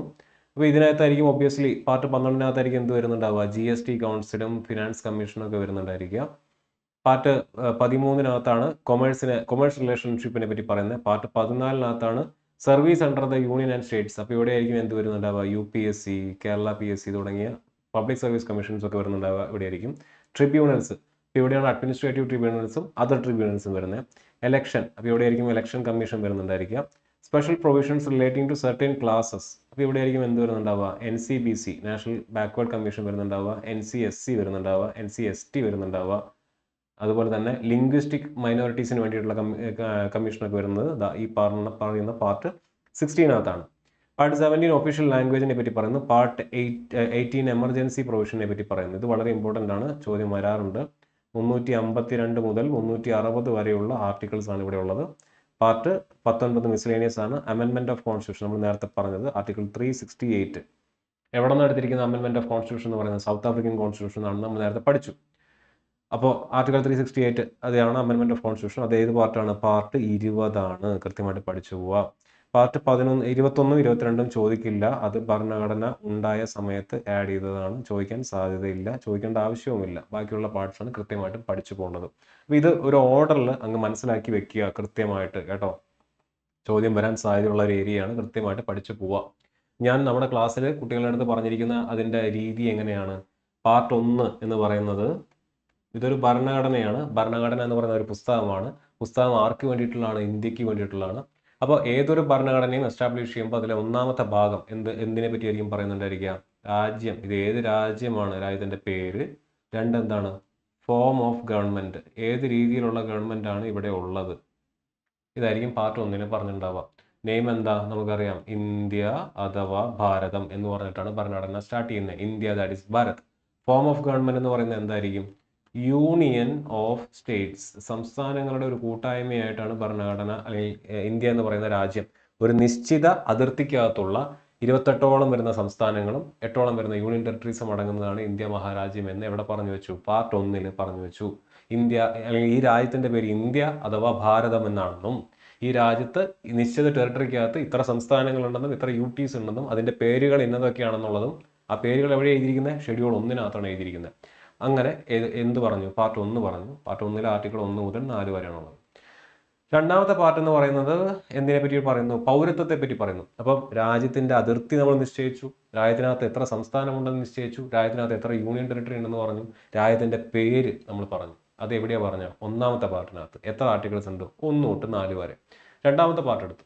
രണ്ടാമത്തെ പാർട്ടിൽ ഓക്കെ, അതിർത്തിയുള്ള ഈ പേരുള്ള ഇന്ത്യ അഥവാ ഭാരതം എന്ന് പറഞ്ഞ പേരുള്ള വ്യക്തമായിട്ടുള്ള അതിർത്തിയുള്ള സംസ്ഥാനങ്ങൾക്ക് അതിർത്തിയുള്ള യൂണിയൻ ടെറിട്ടറികൾക്ക് അതിർത്തിയും പേരുമുള്ള ഈ രാജ്യത്ത് താമസിക്കുന്ന പൗരന്മാർ ആരൊക്കെയാണെന്നാണ് ഏത് പാർട്ട് പറയുന്നത്, പാർട്ട് 2 പറയുന്നത്. ആൻഡ് പാർട്ട് 2 ഒരു കാര്യം കൂടെ പറയുന്നുണ്ട്, പൗരത്വം അല്ലെങ്കിൽ സിറ്റിസൺഷിപ്പുമായിട്ട് ബന്ധപ്പെട്ട എന്ത് നിയമം ഉണ്ടാക്കാനുള്ള പരമാധികാരം ആർക്കാണെന്ന് പറയുന്നുണ്ട്, പാർലമെന്റിനാണെന്നും പറയുന്നുണ്ട്. അപ്പോൾ പാർട്ട് 2 ആരെ പറ്റി പറഞ്ഞു? ജനങ്ങളെ പറ്റി അല്ലെങ്കിൽ പൗരന്മാരെ പറ്റി പറഞ്ഞു. പാർട്ട് 1 സർക്കാരിനെ പറ്റിയിട്ടും രാജ്യത്തിന്റെ പേരും രാജ്യത്തിന്റെ അതിർത്തികളെ പറ്റിയിട്ടും സംസ്ഥാനങ്ങളുടെ എണ്ണം, യൂണിയൻ ടെറിട്ടറികളുടെ എണ്ണത്തെ പറ്റിയിട്ടൊക്കെ പറഞ്ഞു. പാർട്ട് 3, പാർട്ട് 4, പാർട്ട് 4A ഈ 3 എണ്ണത്തിനെയും ഞാൻ ഒരു കുട കീഴിൽ കൊണ്ടുവരികയാണ്. ഞാൻ ഇവിടെ പറയുന്നു ഇത് സർക്കാരും ജനങ്ങളും തമ്മിലുള്ള ഇടപാടുകളാണ്. ഗവൺമെന്റ് പീപ്പിൾ റിലേഷൻ അല്ലേ? പാർട്ട് 3 എന്ന് പറയുന്നത് എന്താണ്? Fundamental rights. പാർട്ട് 4 എന്ന് പറയുന്നത് എന്താണ്? Directive principles. പാർട്ട് 4A എന്ന് പറയുന്നത് എന്താണ്? Fundamental duties. ഇനി ഓരോന്നിനും ഡീകോഡ് ചെയ്ത് നോക്കുക. ഫണ്ടമെന്റൽ റൈറ്റ്സ് എന്ന് പറഞ്ഞാൽ എന്താണ്? ഫണ്ടമെന്റൽ റൈറ്റ്സ് എന്ന് പറഞ്ഞാൽ ഒരു ടെറിട്ടറിക്കകത്ത് അല്ലെങ്കിൽ എവിടെയാണെങ്കിലും താമസിക്കുന്ന മനുഷ്യന്മാർക്ക് നിർബന്ധമായിട്ട് ലഭിക്കേണ്ട മൗലികമായിട്ടുള്ള അവകാശങ്ങൾ, നിർബന്ധമായിട്ട് അവന് ലഭിക്കേണ്ട അവകാശങ്ങളാണ് ഫണ്ടമെന്റൽ റൈറ്റ്സ് എന്ന് പറയുന്നത്. അപ്പൊ ഈ അവകാശം അവനുണ്ട്, അല്ലെങ്കിൽ ഈ അവകാശം ഹനിക്കപ്പെടാതെ നോക്കണം എന്ന് ഉറപ്പുവരുത്തേണ്ട ഉത്തരവാദിത്തം ആർക്കുണ്ട്? സർക്കാരിനുണ്ട്. അപ്പൊ സർക്കാരും അവിടുത്തെ പൗരന്മാർ അല്ലെങ്കിൽ അവിടുത്തെ ജനങ്ങൾ, പൗരനെന്ന് നമുക്ക് വിളിക്കാൻ പറ്റില്ല, കാരണം മൗലിക അവകാശങ്ങളെല്ലാം പൗരന്മാർക്കും ആ രാജ്യത്ത് പൗരന്മാർക്ക് മാത്രമുള്ള ഫണ്ടമെന്റൽ റൈറ്റ്സ് ഉണ്ട്, ആ രാജ്യത്ത് റിസൈഡ് ചെയ്യുന്ന ആളുകൾക്കുള്ള ഫണ്ടമെന്റൽ റൈറ്റ്സ് ഉണ്ട് അല്ലെ? ആ ടെറിട്ടറിക്കകത്ത് നിൽക്കുന്ന എല്ലാവർക്കും ലഭ്യമായിട്ടുള്ള ഫണ്ടമെന്റൽ റൈറ്റ്സ് ഉണ്ട്. സോ ജനങ്ങളും സർക്കാരും തമ്മിലുള്ള ഇടപാടുകളിൽ ഒന്നാണ് ഫണ്ടമെന്റൽ റൈറ്റ്സ്. DPSP എന്താണ്? ഈ സർക്കാർ ഈ ജനങ്ങൾക്ക് വേണ്ടി നിയമം ഉണ്ടാക്കുമ്പോൾ നിർബന്ധമായിട്ടും അവർക്ക് ഫോളോ ചെയ്യേണ്ട, അല്ലെങ്കിൽ നിർബന്ധം എന്ന് പറയാൻ പറ്റില്ല, അവർ ഫോളോ ചെയ്യേണ്ട തത്വങ്ങൾ, നിർദ്ദേശങ്ങൾ, അതാണ് നിർദ്ദേശക തത്വം അഥവാ ഡയറക്റ്റീവ് പ്രിൻസിപ്പിൾസ് എന്ന് പറയുന്നത്. അതും ഈ പറഞ്ഞ പോലെ സർക്കാരും ജനങ്ങളും തമ്മിലുള്ള ഇടപാടാണ്. പാർട്ട് 4A എന്താണ്? Fundamental duties. അപ്പോൾ ജനങ്ങൾക്ക് രാജ്യത്തോടുള്ള കടമയാണ് എന്തിന് എവിടെ പറയുന്നത്? ഫണ്ടമെന്റൽ ഡ്യൂട്ടീസിനകത്ത് പറയുന്നത്. So part 3, part 4, part 4A എന്തിനെ പറ്റിയാണ് പറയുന്നത്? ഫണ്ടമെന്റൽ ആയിട്ടുള്ള ജനങ്ങളും ഈ പറഞ്ഞ പോലെ രാജ്യവും ജനങ്ങളും അല്ലെങ്കിൽ സർക്കാരും ജനങ്ങളും തമ്മിലുള്ള ഇടപാടുകളാണ് അവിടെ പറയുന്നത്. അത്രയും പാർട്ട് കഴിഞ്ഞു. പാർട്ട് 5 എന്തിനെ പറ്റിയിട്ടാണ് പറയുന്നത്? ഇപ്പോൾ നമ്മൾ പാർട്ട് 1 പറഞ്ഞു India that is Bharat shall be A union of States, സംസ്ഥാനങ്ങളുടെ ഒരു കൂട്ടായ്മയാണെന്ന് പറഞ്ഞു. അപ്പോൾ പാർട്ട് 5 എന്തിനെ പറ്റി പറയുന്നു? ആദ്യത്തെ ഗവൺമെന്റിനെ ഡിഫൈൻ ചെയ്തു. യൂണിയൻ ഉണ്ട്, സ്റ്റേറ്റ് ഉണ്ട്. യൂണിയൻ ഓഫ് സ്റ്റേറ്റ്സ് എന്ന് പറയുമ്പോൾ അവിടെ യൂണിയൻ ഗവൺമെന്റ് ഉണ്ട്, സ്റ്റേറ്റ് ഗവൺമെന്റ് ഉണ്ട്. ആദ്യത്തെ ഗവൺമെന്റിനെ പറ്റി പറഞ്ഞു യൂണിയൻ. പാർട്ട് 6 എന്തിനെ പറ്റി പറഞ്ഞു? സ്റ്റേറ്റിനെ പറ്റി പറഞ്ഞു. ഇതാണോ സ്റ്റേറ്റ്. പാർട്ട് 7 ഭരണഘടന ഫോം ചെയ്യുന്ന സമയത്തുണ്ടായിരുന്ന സ്പെഷ്യൽ പ്രൊവിഷൻ, ചില സ്പെഷ്യൽ സ്റ്റേറ്റുകളെ പറ്റിയിട്ടാണ് പറയുന്നത്. അത് ഇന്നില്ല. സോ പാർട്ട് 7 ഇല്ല. അപ്പോൾ യൂണിയൻ കഴിഞ്ഞ് സ്റ്റേറ്റ് കഴിഞ്ഞ് അടുത്ത എന്തിനെ പറ്റിയാണ് പറയേണ്ടത്? യൂട്ടിനെ പറ്റി പറയണം. അതെവിടെയായിരിക്കും? Part 8 simple. ഇനി അത്രയും പറഞ്ഞു കഴിഞ്ഞാൽ പിന്നെ വരുന്ന ലെവൽ ഓഫ് ഗവൺമെന്റ് എന്താണ്? തദ്ദേശ സ്വയംഭരണ സ്ഥാപനങ്ങൾ. പാർട്ട് 9 പഞ്ചായത്തിനെ പറ്റി പറഞ്ഞു. 9A മുനിസിപ്പാലിറ്റിനെ പറ്റി പറഞ്ഞു. 9B കോപ്പറേറ്റീവ് സൊസൈറ്റിനെ പറ്റി പറഞ്ഞു. 9B വരെയുള്ള കാര്യങ്ങൾ കൃത്യമായിട്ട് മനസ്സിലായി. 9B ഇവിടെ ഉണ്ട്. പാർട്ട് 9B കോപ്പറേറ്റീവ് സൊസൈറ്റിനെ പറ്റിയിട്ടാണ് പറയുന്നത്. പാർട്ട് 10 എന്താണ്? ഷെഡ്യൂൾഡ് ഏരിയാസിനെ പറ്റിയിട്ട് പറയുന്നു. ഓക്കെ. ഇനി അപ്പോൾ പാർട്ട് 10 വരെയുള്ള ഭാഗങ്ങൾ നമ്മൾ ഡിഫൈൻ ചെയ്തു. Name and form of government, citizenship, fundamental right, DPSP, fundamental duty, union, state, പിന്നെ എലിമിനേറ്റ് ചെയ്ത സംഭവം പാർട്ട് 8 UT, പാർട്ട് 9 ഈ പറഞ്ഞ പോലെ panchayat raj, 9A municipality, 9B cooperative society, 10 scheduled areas. 11ാമത്തെ പാർട്ട്, 12ാമത്തെ പാർട്ട്, 13ാമത്തെ പാർട്ട്, 14ാമത്തെ പാർട്ട്, ഈ 4 പാർട്ടുകളെ ഞാൻ വീണ്ടും ഒരു കുടക്കീഴിൽ കൊണ്ടുവന്നു. ഇവിടെ വിവിധ ഗവൺമെന്റുകൾ ഡിഫൈൻ ചെയ്തല്ലോ. Part 5 union, part 6 state, part 8 union territory, part 9 panchayat, അങ്ങനെ പലതരത്തിലുള്ള ഗവൺമെന്റുകൾ, പല ടിയറിലുള്ള ഗവൺമെന്റ്സിനെ നമ്മൾ ഡിഫൈൻ ചെയ്തു. ഈ സർക്കാരുകൾ തമ്മിൽ ഒരു ഇടപാട് നടത്തണമല്ലോ.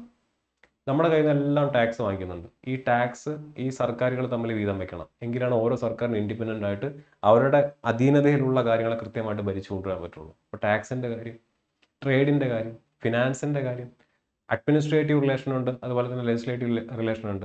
ഏതൊക്കെ കാര്യങ്ങളിൽ ഏതൊക്കെ സർക്കാരിന് നിയമം ഉണ്ടാക്കാൻ പറ്റും, പഞ്ചായത്തിന് എവിടെയൊക്കെ നിയമം ഉണ്ടാക്കാൻ പറ്റും, സംസ്ഥാനത്തിന് എവിടെ നിയമം ഉണ്ടാക്കാൻ പറ്റും, സെൻറ്ററിന് എവിടെ നിയമം ഉണ്ടാക്കാൻ പറ്റും. അപ്പോൾ ഈ കാര്യങ്ങളിലൊക്കെ നീക്കുപോക്ക് വേണം. അതിൽ ഒന്നാമത്തെ part 11 administrative and legislative reforms അല്ലെങ്കിൽ റിലേഷനെ പറ്റിയിട്ടാണ് പറയുന്നത്. രണ്ടാമത്തെ പാർട്ട് ഫിനാൻസ് റിലേഷനെ പറ്റിയിട്ടാണ് പറയുന്നത്. സംസ്ഥാനവും ഈ പറഞ്ഞ പോലെ കേന്ദ്രങ്ങളും UTസും തമ്മിലുള്ള ഫിനാൻസ് റിലേഷൻ. മൂന്നാമത്തെ പാർട്ട് ട്രേഡ് അല്ലെങ്കിൽ കൊമേഴ്സിനെ പറ്റിയിട്ടാണ് പറയുന്നത്. നാലാമത്തെ പാർട്ട് എന്തിനെ പറ്റിയിട്ടാണ് പറയുന്നത്? Service relation. അവിടെയാണ് UPSCയും കേരള PSCക്ക് വരുന്നത്. എളുപ്പമാണ്. പക്ഷേ ഈ പറഞ്ഞ വിവിധ ഗവൺമെന്റുകൾ തമ്മിലുള്ള റിലേഷൻഷിപ്പ് നമ്മൾ അവിടെ എസ്റ്റാബ്ലിഷ് ചെയ്തു. ഇനി ഇത്രയും റിലേഷൻഷിപ്പുകൾ വരുന്ന സമയത്ത് ഒബ്വിയസ്ലി സർക്കാരുകൾ തമ്മിൽ എന്ത് വരും? തർക്കം വരും. തർക്കം പരിഹരിക്കുന്നതിന് വേണ്ടി ആരെ വെക്കണം? ട്രൈബ്യൂണൽസിനെ വെക്കണം. പാർട്ട് 14A ആയിട്ട് ആരെ വെച്ചു? ട്രൈബ്യൂണൽസ്. മനസ്സിലാവുന്നുണ്ടോ? ആ ഒഴുക്കിൽ അങ്ങ് പഠിച്ചു പോവാ. പാർട്ട് 15 ഈ പറഞ്ഞ എല്ലാ പോസ്റ്റുകളിലേക്കും തെരഞ്ഞെടുപ്പ് നടക്കണം, ആൾക്കാർ അപ്പോയിന്റ് ചെയ്യണം. സോ ഇലക്ഷൻ കമ്മീഷൻ അതെല്ലാം വരുന്നത് എവിടെയാണ്? പാർട്ട് 15ആണ്. പാർട്ട് 15 വരെയുള്ള പാർട്ടുകൾ ഇതിനോടകം നിങ്ങൾ പഠിച്ചു വെച്ചു. ഒരു ഫ്ലോയിൽ നിങ്ങൾ അതിനെ ഓർത്ത് വെക്കുക അല്ലേ. ഇനി നിങ്ങൾ പഠിക്കേണ്ട ഇമ്പോർട്ടൻ്റ് ആയിട്ടുള്ള പാർട്ടാണ് പാർട്ട് 18ഉം പാർട്ട് 20. ഞാൻ നേരത്തെ പറഞ്ഞ കാരണങ്ങൾ കൊണ്ട് തന്നെ. പാർട്ട് 20 ഭരണഘടന അമെൻമെന്റിനെ പറ്റിയിട്ടും പാർട്ട് 18 എമർജൻസി പ്രൊവിഷനെ പറ്റിയിട്ടും പറയുന്നു. ഓക്കെ, അപ്പം ഇത് കൃത്യമായിട്ട് പഠിച്ചു വെക്കുക കേട്ടോ. ഈ ഭാഗത്ത് നിന്ന് ചോദ്യം വന്നാൽ തെറ്റിക്കാതെ ആൻസർ ചെയ്യാനായിട്ട് ശ്രമിക്കുക. ഇനി ഷെഡ്യൂൾസിന്റെ കാര്യം എങ്ങനെയാണ്? നമുക്കറിയാം, ഭരണഘടന നിലവിൽ വരുന്ന സമയത്ത് 8 ഷെഡ്യൂളാണ് ഉണ്ടായിരുന്നത്. ഇപ്പം എത്ര ഷെഡ്യൂളുണ്ട്? 12 ഷെഡ്യൂൾ. ആ 12 ഷെഡ്യൂളുകളെ നമ്മളൊരു കോഡിലൂടെ ഇവിടെ കൊടുത്തിരിക്കുകയാണ്. കോഡ് എന്താണെന്ന് ഞാൻ ഇവിടെ കൊടുത്തിട്ടുണ്ട്. Tears of old PM. Tears of old PM. ഓരോ അക്ഷരങ്ങൾ എന്തിനെ പ്രതിനിധാനം ചെയ്യുന്നു? ഓരോ ഷെഡ്യൂളിനെ പ്രതിനിധാനം ചെയ്യുന്നു. ടി എന്ന് പറയുന്നത് ടെറിട്ടറീസ്. ഒന്നാമത്തെ ഷെഡ്യൂളിനകത്താണ് യൂണിയൻ ആൻഡ് ടെറിട്ടറീസിന്റെ പേരുകൾ വൃത്തിയിൽ പറഞ്ഞു വെച്ചിട്ടുള്ളത്. രണ്ടാമത്തെ ഷെഡ്യൂളാണ് ഇ എന്ന് പറയുന്നതാണ് സാലറീസ് ആൻഡ് എമോളിമെന്റ്സിനെ പറ്റി പറയുന്നത്. മൂന്നാമത്തെ ഷെഡ്യൂളാണ് ഓത്ത് ആൻഡ് അഫോമേഷനെ പറ്റി പറയുന്നത്. നാലാമത്തെ ഷെഡ്യൂളാണ് രാജ്യസഭ സീറ്റിന്റെ അലോക്കേഷനെ പറ്റി പറയുന്നത്. അഞ്ചാമത്തെ ഷെഡ്യൂളാണ് ഷെഡ്യൂൾഡ് ഏരിയാസിനെ പറ്റി പറയുന്നത്. ആറാമത്തെ ഷെഡ്യൂളാണ് അല്ലേ, ആറാമത്തെ ഷെഡ്യൂളാണ് അപ്പോൾ അതർ ഏരിയാസ്, ഇവിടെയാണ് ആസാം, മിസോറാം, മേഘാലയ, ത്രിപുര, ആ 4 സംസ്ഥാനങ്ങളെ പറ്റി പറയുന്നത്. ഏഴാമത്തെ ഷെഡ്യൂളാണ് ഫെഡറൽ ലിസ്റ്റ് എന്ന് എഴുതിയിരിക്കുന്നത്. ഫെഡറൽ ലിസ്റ്റ്, അതിനകത്താണ് union list, state list, concurrent list തുടങ്ങിയ ലിസ്റ്റുകളെ പറ്റി പറയുന്നത്. എട്ടാമത് വീണ്ടും ഒരു ഇതെന്തിനെ പറ്റിയാണ് പറയുന്നത്? ലാംഗ്വേജിനെ പറ്റിയിട്ടാണ് പറയുന്നത്. ഒമ്പതാമത്തെ ലാൻഡ് റിഫോംസിനെ പറ്റി പറയുന്നത്. പത്താമത്തെ ആന്റി ഡിഫെക്ഷൻ ലോയിനെ പറ്റിയിട്ടും മറ്റു കാര്യങ്ങളും പറയുന്നത്. 11 പഞ്ചായത്ത്, 12 മുനിസിപ്പാലിറ്റി. ഇങ്ങനെ ടിയേഴ്സ് ഓഫ് ഓൾഡ് PM എന്ന് പറയുന്ന കോഡിലൂടെ 12 ഷെഡ്യൂളുകൾ കൃത്യമായിട്ട് പഠിച്ചു വെക്കാം. ഏതെങ്കിലും ഒരു ചോദ്യമെങ്കിലും ഇതിനകത്ത് നിന്ന് വന്നു കഴിഞ്ഞാൽ മിസ്സാവാതിരിക്കുക. ഈ കാണുന്ന 4 എണ്ണം ഭരണഘടനാ ഭേദഗതിയിലൂടെ ആഡ് ചെയ്തതാണ്. ഭരണഘടന ഫോം ചെയ്യുന്ന സമയത്ത് 8 എണ്ണേ ഉണ്ടായിരുന്നുള്ളൂ. ഈ കാണുന്ന 4 എണ്ണം പിന്നീട് ആഡ് ചെയ്തതാണ്. ഇത് ഫസ്റ്റ് കോൺസ്റ്റിറ്റ്യൂഷണൽ അമെൻമെന്റ് വഴി ആഡ് ചെയ്തതാണ്. ഒന്നാമത്തെ ഭരണഘടനാ അസംബ്ലി വഴി ആഡ് ചെയ്തതാണ്. ലാൻഡ് റിഫോംസ് എന്ന് പറയുന്നത്. ഡിഫെക്ഷൻ എന്ന് പറയുന്നത് ഇത് ഏത് വർഷമാണ്? 951 ഫോം ചെയ്തതാണ്. ഇത് 52ാം ഭരണഘടനാ ഭേദഗതിയാണ്. 52nd കോൺസ്റ്റിറ്റ്യൂഷണൽ അമെൻമെന്റ് ആക്ട് 1985. ഇത് രണ്ടും 73, 74 ഭരണഘടനാ ഭേദഗതി 92 വെച്ചിട്ട് ഫോം ചെയ്തതാണ് പഞ്ചായത്ത്, മുനിസിപ്പാലിറ്റി. ഇത് 4 എണ്ണം 9, 10, 11, 12 LDPM, land reforms, defection, panchayat, municipality ഭരണഘടനാ ഭേദഗതികളിലൂടെ ആഡ് ചെയ്തതാണ്. ആദ്യം 8 എണ്ണേ ഉണ്ടായിരുന്നുള്ളൂ, ഇപ്പം 13 ഉണ്ട്? 12 ഉണ്ട്. കൃത്യമായിട്ട് പഠിച്ചു പോവാം. Okay. At the time of enactment of Indian Constitution, it was divided into 22 parts. 22 parts. ഇപ്പം എത്ര ഉണ്ട്? 25. ഫോം ചെയ്ത സമയത്ത് 22 പാർട്ട്, 395 ആർട്ടിക്കിൾസ്, 8 ഷെഡ്യൂൾ. ഓക്കെ, ഇനി മറക്കരുത്. Which of the following parts of Constitution belongs to the Union Territory? Union territory ഏത് ഭാഗത്താണ്? Part 8. Part 4 എന്താണ്? Part 4 DPSP. പാർട്ട് 9 എന്താണ്? പഞ്ചായത്തി രാജ്. പാർട്ട് 6 എന്താണ്? സ്റ്റേറ്റ്സ്. തെറ്റിക്കില്ലല്ലോ.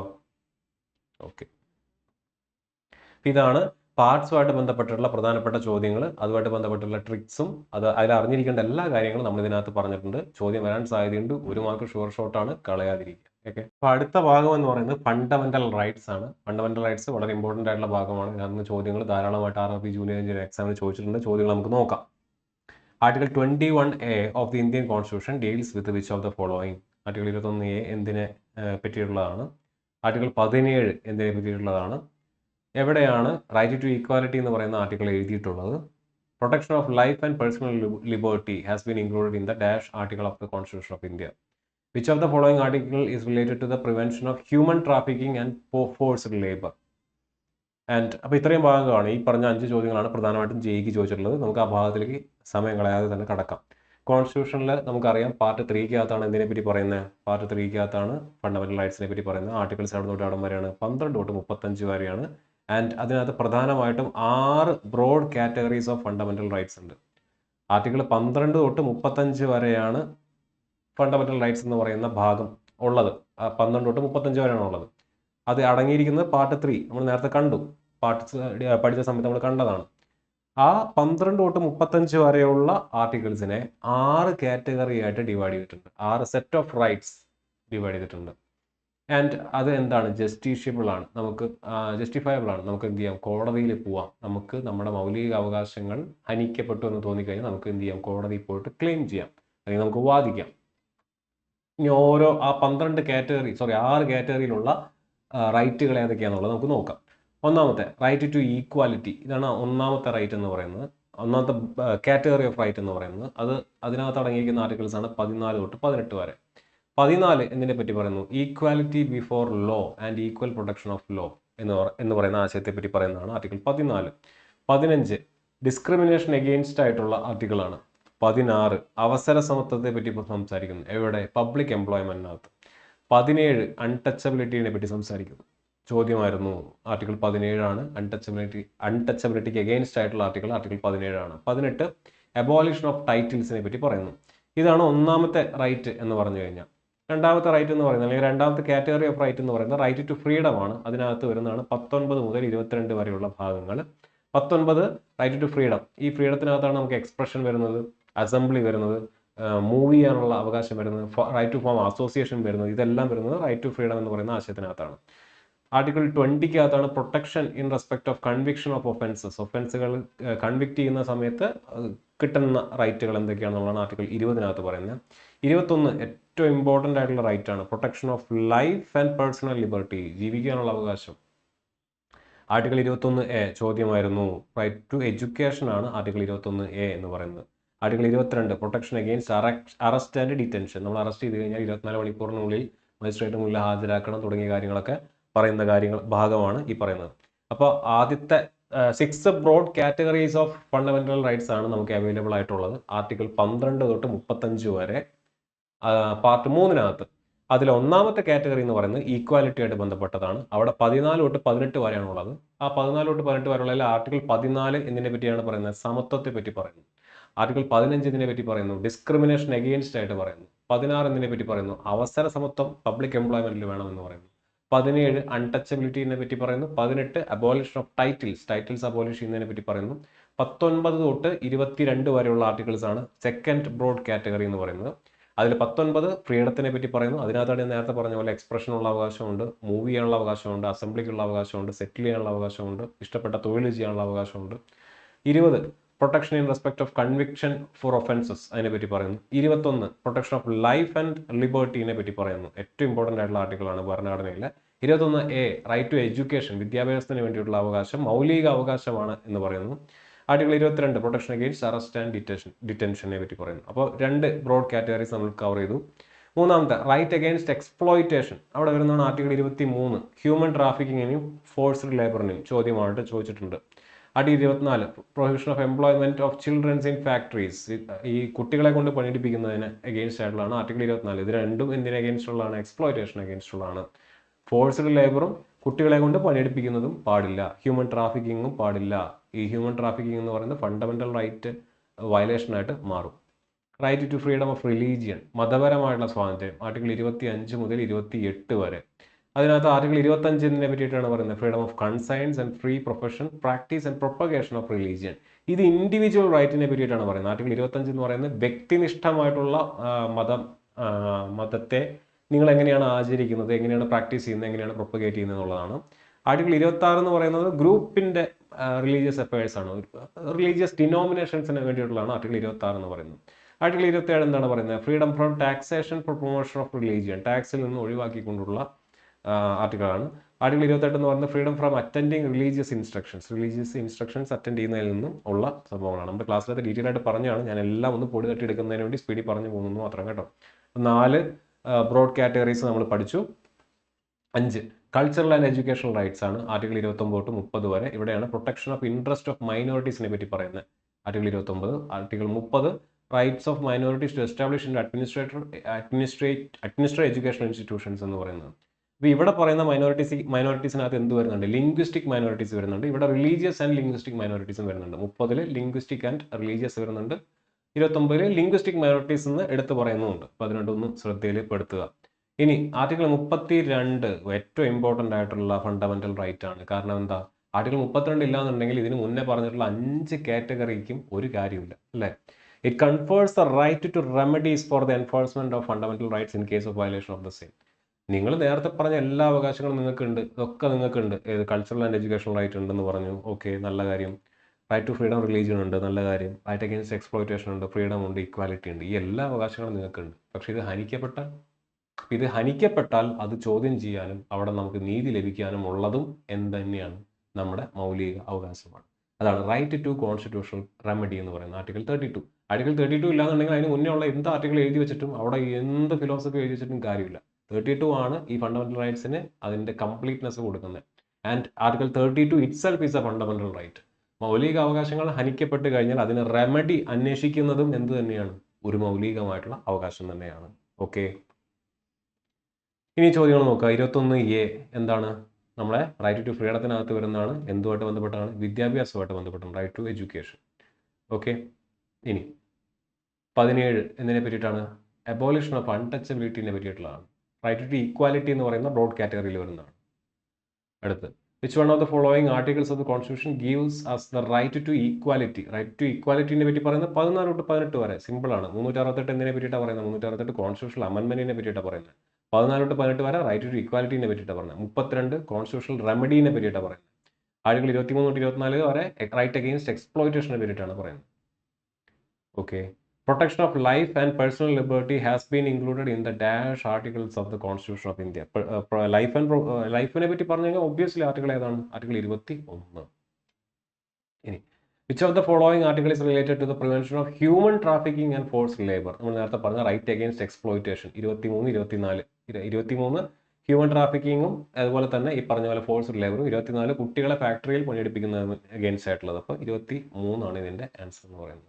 ഓക്കെ ആണല്ലോ? സോ ഫണ്ടമെന്റൽ റൈറ്റ്സ് എന്ന് പറയുന്ന ഭാഗം ഇത്രയാണ്. ഈ ഭാഗങ്ങളാണ് പ്രധാനമായിട്ടും ചോദിച്ചിരിക്കുന്നത്. നമുക്ക് അടുത്ത പാർട്ടിലേക്ക് കടക്കാം. അടുത്ത പാർട്ട് എന്താണ്? Directive principles. ഡയറക്റ്റീവ് പ്രിൻസിപ്പിൾസ് എന്ന് ചോദിച്ച ചോദ്യങ്ങൾ വളരെ സിമ്പിൾ ആയിട്ടുള്ള ചോദ്യങ്ങളാണ് ചോദിച്ചിട്ടുള്ളത്. ആർട്ടിക്കിൾ 36 to 51 എന്തിന്റെ കീഴിലാണ് വരുന്നത്? എന്തിന്റെ കീഴിലാണ്? ഫണ്ടമെന്റൽ ഈ പറഞ്ഞ DPSPയുടെ കീഴിലാണ് വരുന്നത്. In which of the following parts of the Indian constitution the executive is separated from the judiciary? Separation of executive and judiciary എന്ന് പറയുന്ന ഒരു പ്രൊവിഷൻ ഇന്ത്യൻ ഭരണഘടനയിൽ ഏത് പാർട്ടിനകത്താണ് കൊടുത്തിരിക്കുന്നത്? നമുക്കറിയാം, ഫണ്ടമെന്റൽ റൈറ്റ്സ് അല്ല, പ്രിയാമ്പിൾ അല്ല എന്നുള്ള കാര്യം ഉറപ്പാണ്. ഡയറക്റ്റീവ് പ്രിൻസിപ്പിൾസ് ഓഫ് സ്റ്റേറ്റ് പോളിസിക്കകത്താണ് എന്ത് കൊടുത്തിരിക്കുന്നത്? Separation of executive and judiciary കൊടുത്തിരിക്കുന്നത് ആർട്ടിക്കിൾ 50. സോ ഇന്ത്യൻ കോൺസ്റ്റിറ്റ്യൂഷനിലെ DPSP എന്ന് പറയുന്ന ഭാഗത്തെ പ്രധാനപ്പെട്ട കുറച്ച് ആർട്ടിക്കിൾസ് ഉണ്ട്. അതൊന്ന് നോക്കി പോവാം. കോൺസ്റ്റിറ്റ്യൂഷനകത്ത് ഡയറക്റ്റീവ് പ്രിൻസിപ്പിൾസ് എന്ന് പറയുന്നത് പാർട്ട് 4-നകത്താണ് കൊടുത്തിരിക്കുന്നത്. ആർട്ടിക്കിൾ 35 തൊട്ട് 51 വരെയാണ് കൊടുത്തിരിക്കുന്നത്. And it is not justiciable. Fundamental അല്ലെങ്കിൽ DPSPക്കകത്ത് ഒരു ഡയറക്റ്റീവ് പ്രിൻസിപ്പിൾ കൊടുത്തു എന്ന് പറഞ്ഞുകൊണ്ട് അതൊരു സർക്കാർ ചെയ്തില്ല എന്ന് പറഞ്ഞുകൊണ്ട് നമുക്ക് കോടതിയിൽ പോകാനോ സർക്കാരിനെ പ്രതികൂട്ടി കയറ്റാനോ പറ്റില്ല. അതാണ് നോട്ട് ജസ്റ്റീഷ്യബിൾ എന്ന് പറഞ്ഞു കഴിഞ്ഞാൽ.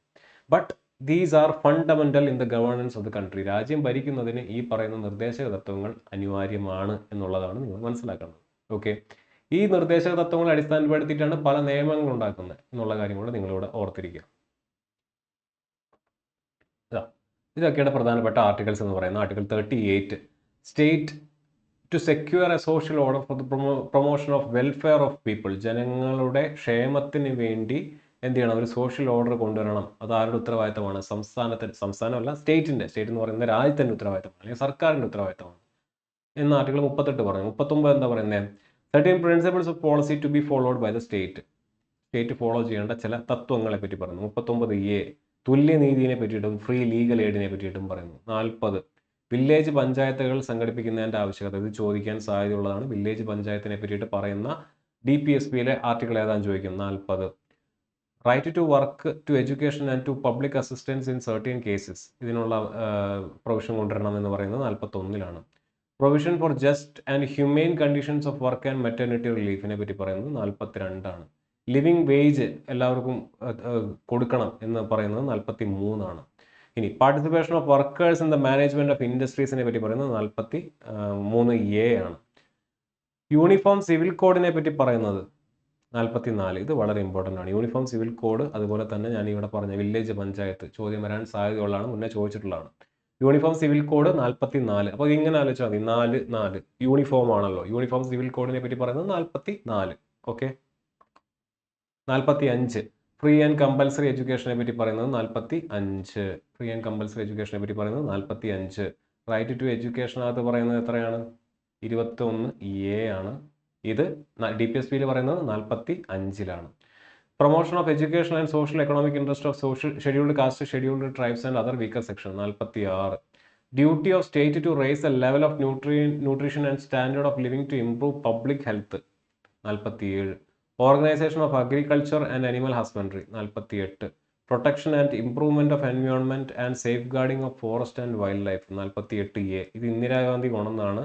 ഇന്ദിരാഗാന്ധി ഈ കൊണ്ടുവന്ന നിയമത്തിന്റെ ഭാഗമായിട്ടാണ് എൻവയോൺമെന്റൽ പ്രൊട്ടക്ഷൻ ആക്ട് ഒക്കെ പിന്നീട് നിലവിൽ വരുന്നത്. EPA act, environment protection act 1972 നിലവിൽ വരുന്നത്. മോണുമെന്റ്സും അതുപോലെ തന്നെ നാഷണൽ ഇമ്പോർട്ടൻസ് ഉള്ള സംഭവങ്ങളൊക്കെ പ്രൊട്ടക്ട് ചെയ്യണമെന്ന് പറയുന്ന നിയമമാണ് അല്ലെങ്കിൽ ആർട്ടിക്കിളാണ് ആർട്ടിക്കിൾ 49. ഇതാണ് ഇപ്പോൾ ചോദിച്ചത്. Article 50 separation of judiciary from executive ഏത് പാർട്ടിനകത്താണ് പറയുന്നത്? DPSPക്കകത്താണ് പറയുന്നത്. ഏതാണ് ആർട്ടിക്കിൾ? ആർട്ടിക്കിൾ 50. ഇത് പഠിച്ചു വെക്കുക. International piece and security promote ചെയ്യണമെന്ന് പറയുന്ന ആർട്ടിക്കിൾ 51. ഓക്കെ, അപ്പോൾ 44 ഓർത്തിരിക്കുക, 50 ഓർത്തിരിക്കുക, പിന്നെ ഏതാ ഞാൻ പറഞ്ഞത്? 40 ഓർത്തിരിക്കുക. വില്ലേജ് പഞ്ചായത്ത് 40 ആണ്. 44 യൂണിഫോം സിവിൽ കോഡാണ്. 50 separation of executive, separation of judiciary from executive എന്ന് പറയുന്ന ആശയം കൂടെ ഓർത്തിരിക്കുക. ഓക്കെ ആണല്ലോ? ഇനി ആ ചോദ്യം നോക്കുക. Article 36 to 51 R listed under which of the following headings of the Indian constitution? Indian constitution ഏത് ഹെഡിനകത്താണ് കൊടുത്തിരിക്കുന്നത്? ഡയറക്റ്റീവ് പ്രിൻസിപ്പിൾസിനകത്താണ് 36 to 51 എന്ന് പറയുന്ന ഭാഗം കൊടുത്തിരിക്കുന്നത്. ഇനി in which of the following parts of Indian constitution the executive is separated from judiciary? Executive ജുഡീഷ്യറിയിൽ നിന്ന് separate ചെയ്യണം എന്ന് പറഞ്ഞിരിക്കുന്നത് എവിടെയാണ്? ഡയറക്റ്റീവ് പ്രിൻസിപ്പിൾസിനകത്താണ്. ഏതാണ് ആർട്ടിക്കിൾ? നമ്മളിപ്പോൾ പഠിച്ചേ ഉള്ളൂ, ആർട്ടിക്കിൾ 50. 44 എന്തിനെ പറ്റി പറയുന്നു? Uniform civil code. 40 പറ്റി പറയുന്നു വില്ലേജ് പഞ്ചായത്തുകളെ പറ്റിയിട്ട്. ഇതൊക്കെ ചോദിച്ചിട്ടുള്ളതാണ് മുന്നേ. ഓക്കെ ആണല്ലോ? അപ്പോൾ അത് കൃത്യമായിട്ട് ഓർത്തിരിക്കുക. ഇനി നമ്മൾ അടുത്ത ഓർഡർ നോക്കുകയാണെന്നുണ്ടെങ്കിൽ പൊളിറ്റിയിലെ അടുത്ത ചാപ്റ്റർ എന്ന് പറയുന്നത് ഫണ്ടമെന്റൽ ഡ്യൂട്ടീസ് ആണ്. ഫണ്ടമെന്റൽ ഡ്യൂട്ടീസ് എങ്ങനെ പഠിക്കണം, അതിൽ എന്തൊക്കെ പോയിന്റ്സ് ആണ് ഇമ്പോർട്ടൻ്റ് ആയിട്ടുള്ളത് ഇതാ ഒരു 6 മിനിറ്റിൻ്റെ വീഡിയോ നമ്മുടെ ചാനലിൽ തന്നെ കിടപ്പുണ്ട്.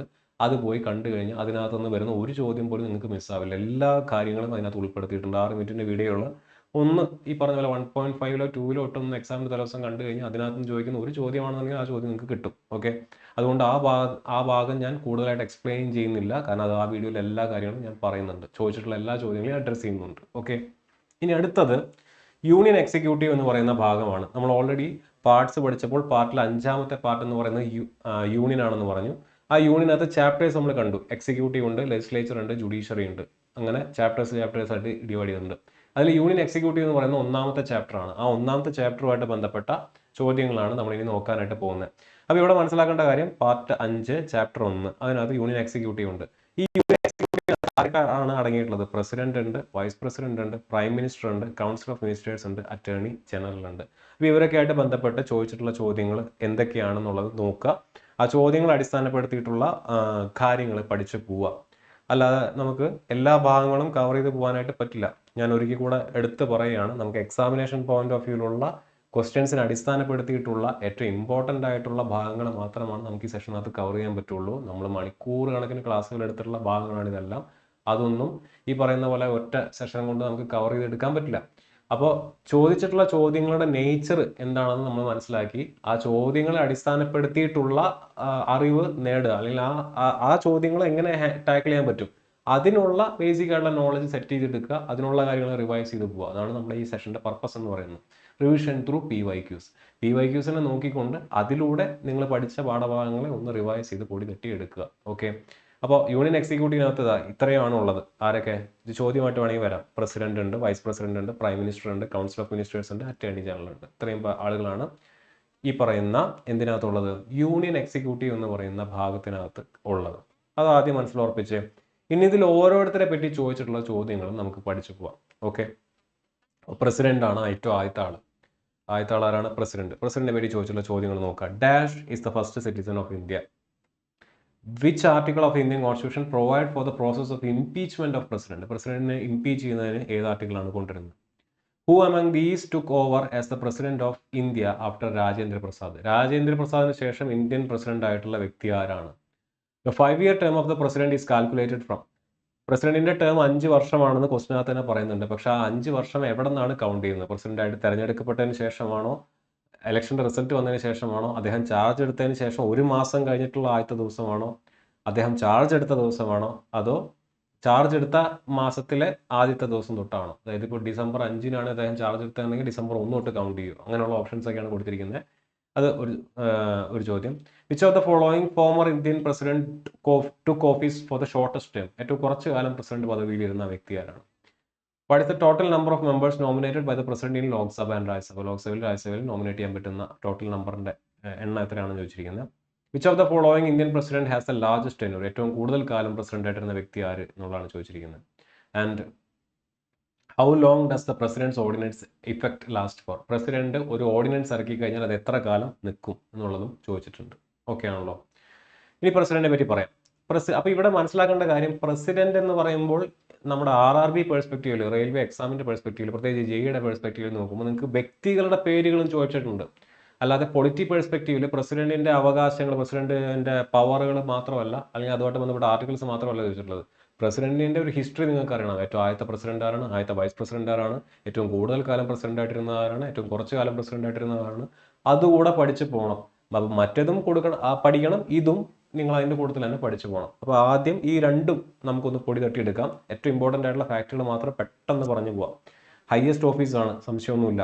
Head of the Indian state ആണ്, സംശയമില്ല. ഫസ്റ്റ് സിറ്റിസൺ, നമ്മൾ നേരത്തെ ഒരു ചോദ്യം കണ്ടതാണ്, പ്രസിഡന്റ് ആണ് ഫസ്റ്റ് സിറ്റിസൺ ഓഫ് ഇന്ത്യ എന്നറിയപ്പെടുന്നത്.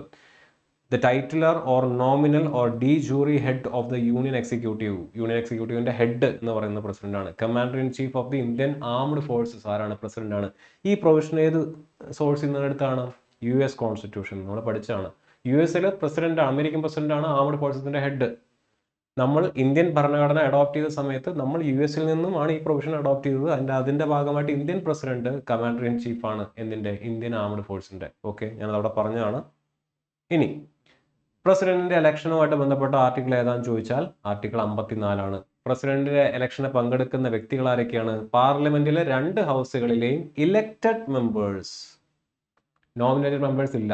രാജ്യസഭയിലും ലോകസഭയിലും തെരഞ്ഞെടുക്കപ്പെട്ട അംഗങ്ങൾ ആൻഡ് ലെജിസ്ലേറ്റീവ് അസംബ്ലിയിലെ തെരഞ്ഞെടുക്കപ്പെട്ട അംഗങ്ങൾ, legislative assembly of union territories of Delhi and പുതുച്ചേരിയിലെ തെരഞ്ഞെടുക്കപ്പെട്ട അംഗങ്ങൾ, ഇവരെല്ലാവരും കൂടെ വോട്ട് ചെയ്യും. തെരഞ്ഞെടുക്കപ്പെട്ട അംഗങ്ങൾ മാത്രമാണ് പ്രസിഡന്റ് ഇലക്ഷൻ വോട്ട് ചെയ്യുന്നത്. ആർട്ടിക്കിൾ 54. ടേം ഓഫ് ഓഫീസിനെ പറ്റി പറയുന്നത് ആർട്ടിക്കിൾ 56. എത്ര വർഷമാണ്? 5 വർഷമാണ്. എവിടെ തൊട്ടാണ് കൗണ്ട് ചെയ്യുന്നത്? Date on which he enters. എവിടെയാണോ പ്രസിഡന്റ് ചാർജ് എടുക്കുന്നത്, ഏത് ദിവസമാണോ പ്രസിഡന്റ് ചാർജ് എടുക്കുന്നത്, അന്ന് തൊട്ട് എന്ത് ചെയ്യും? കൗണ്ട് ചെയ്യും. അന്ന് തൊട്ട് 5 വർഷം. ആ 5ാമത്തെ വർഷം അദ്ദേഹത്തിന്റെ ടെന്യൂർ കഴിയും. അപ്പോൾ ഇലക്ഷൻ എങ്ങനെയാണ്? 54 മനസ്സിലായി. 54 ആർട്ടിക്കിൾ എന്ന് മനസ്സിലായി. Term of office of president 56 മനസ്സിലായി. തെരഞ്ഞെടുക്കുന്നത് എലക്റ്റഡ് മെമ്പേഴ്സ് മാത്രമാണെന്നുള്ളത് നമ്മൾ മനസ്സിലാക്കിയെടുത്തു. 58 qualification for election as president. President ആയിട്ട് ഒരാൾ തെരഞ്ഞെടുക്കണം എന്നുണ്ടെങ്കിൽ, അല്ലെങ്കിൽ ഒരാൾക്ക് ഇന്ത്യൻ പ്രസിഡന്റ് ആവണമെന്നുണ്ടെങ്കിൽ അയാളുടെ മിനിമം യോഗ്യത എന്തൊക്കെയായിരിക്കണം? പൗരനായിരിക്കണം, നിർബന്ധമാണ്. 35 വയസ്സാണ് ചുരുങ്ങിയ പ്രായപരിധി. Qualified for election as a members of the Lok Sabha. ലോക്സഭയുടെ മെമ്പറായിട്ട്, ലോക്സഭ മെമ്പർ ആവാൻ വേണ്ട യോഗ്യതകൾ എന്തൊക്കെയാണോ അതൊക്കെ അയാൾക്കും വേണം. Should not hold any office of profit ഉള്ള ഒരു ഓഫീസും ഹോൾഡ് ചെയ്യാൻ പാടില്ല അണ്ടർ ദ യൂണിയൻ ഗവൺമെന്റ്. ഇതാണ് ഇതിന്റെ ക്വാളിഫിക്കേഷൻ പറയുന്ന ആർട്ടിക്കിൾ 58. ഇനി പ്രസിഡന്റിനെ ഇംപീച്ച് ചെയ്യാനുള്ള ആർട്ടിക്കിൾ 61 ചോദിച്ചിട്ടുണ്ട്. ആർട്ടിക്കിൾ 61 പ്രകാരമാണ് ഇന്ത്യൻ പ്രസിഡന്റിനെ ഇംപീച്ച് ചെയ്യുന്നത്. ഭരണഘടനയ്ക്കകത്ത് എന്ത് കാരണം കൊണ്ടാണ് പ്രസിഡന്റിനെ പുറത്താക്കാൻ പറ്റുന്നത്, അല്ലെങ്കിൽ പ്രസിഡന്റിനെ ഇംപീച്ച് ചെയ്യണമെങ്കിൽ എന്തെങ്കിലും ഒരു കാരണം വേണമല്ലോ. ആ കാരണം വ്യക്തമാണോ? അല്ല. ആകെ ഇത്രേ പറഞ്ഞിട്ടുള്ളൂ, വയലേഷൻ ഓഫ് കോൺസ്റ്റിറ്റ്യൂഷൻ എന്ന് മാത്രമേ പറഞ്ഞിട്ടുള്ളൂ. ഭരണഘടന വയലേറ്റ് ചെയ്യപ്പെട്ട ഒരു കാരണമുണ്ടെങ്കിൽ പ്രസിഡന്റിനെ നിങ്ങൾക്ക് ഇംപീച്ച് ചെയ്യാം. ഏത് ആർട്ടിക്കിൾ പ്രകാരം? ആർട്ടിക്കിൾ 61 പ്രകാരം. 54 എന്തിനെ പറ്റിയിട്ടാണ് പറഞ്ഞത്? 54 ഇലക്ഷനെ പറ്റി പറഞ്ഞു. 56 ടേമിനെ പറ്റി പറഞ്ഞു. 58 ക്വാളിഫിക്കേഷനെ പറ്റി പറഞ്ഞു. 61 ഇംപീച്ച്മെന്റിനെ പറ്റി പറഞ്ഞു. ഇനി he nominates 12 members of the Rajya Sabha. രാജ്യസഭയിലേക്കുള്ള 12 അംഗങ്ങളെ നോമിനേറ്റ് ചെയ്യുന്നത് ആരാണ്? പ്രസിഡന്റ് ആണ്. നമ്മൾ നേരത്തെ ചോദിച്ചു നോമിനേറ്റ് ചെയ്യുന്ന അംഗങ്ങളുടെ എണ്ണം എത്രയാണ്? 2 ആംഗ്ലോ ഇന്ത്യൻസിനും കൂടെ നോമിനേറ്റ് ചെയ്യുന്ന പരിപാടി ഉണ്ടായിരുന്നു, പക്ഷെ അതിപ്പോൾ ഇല്ല.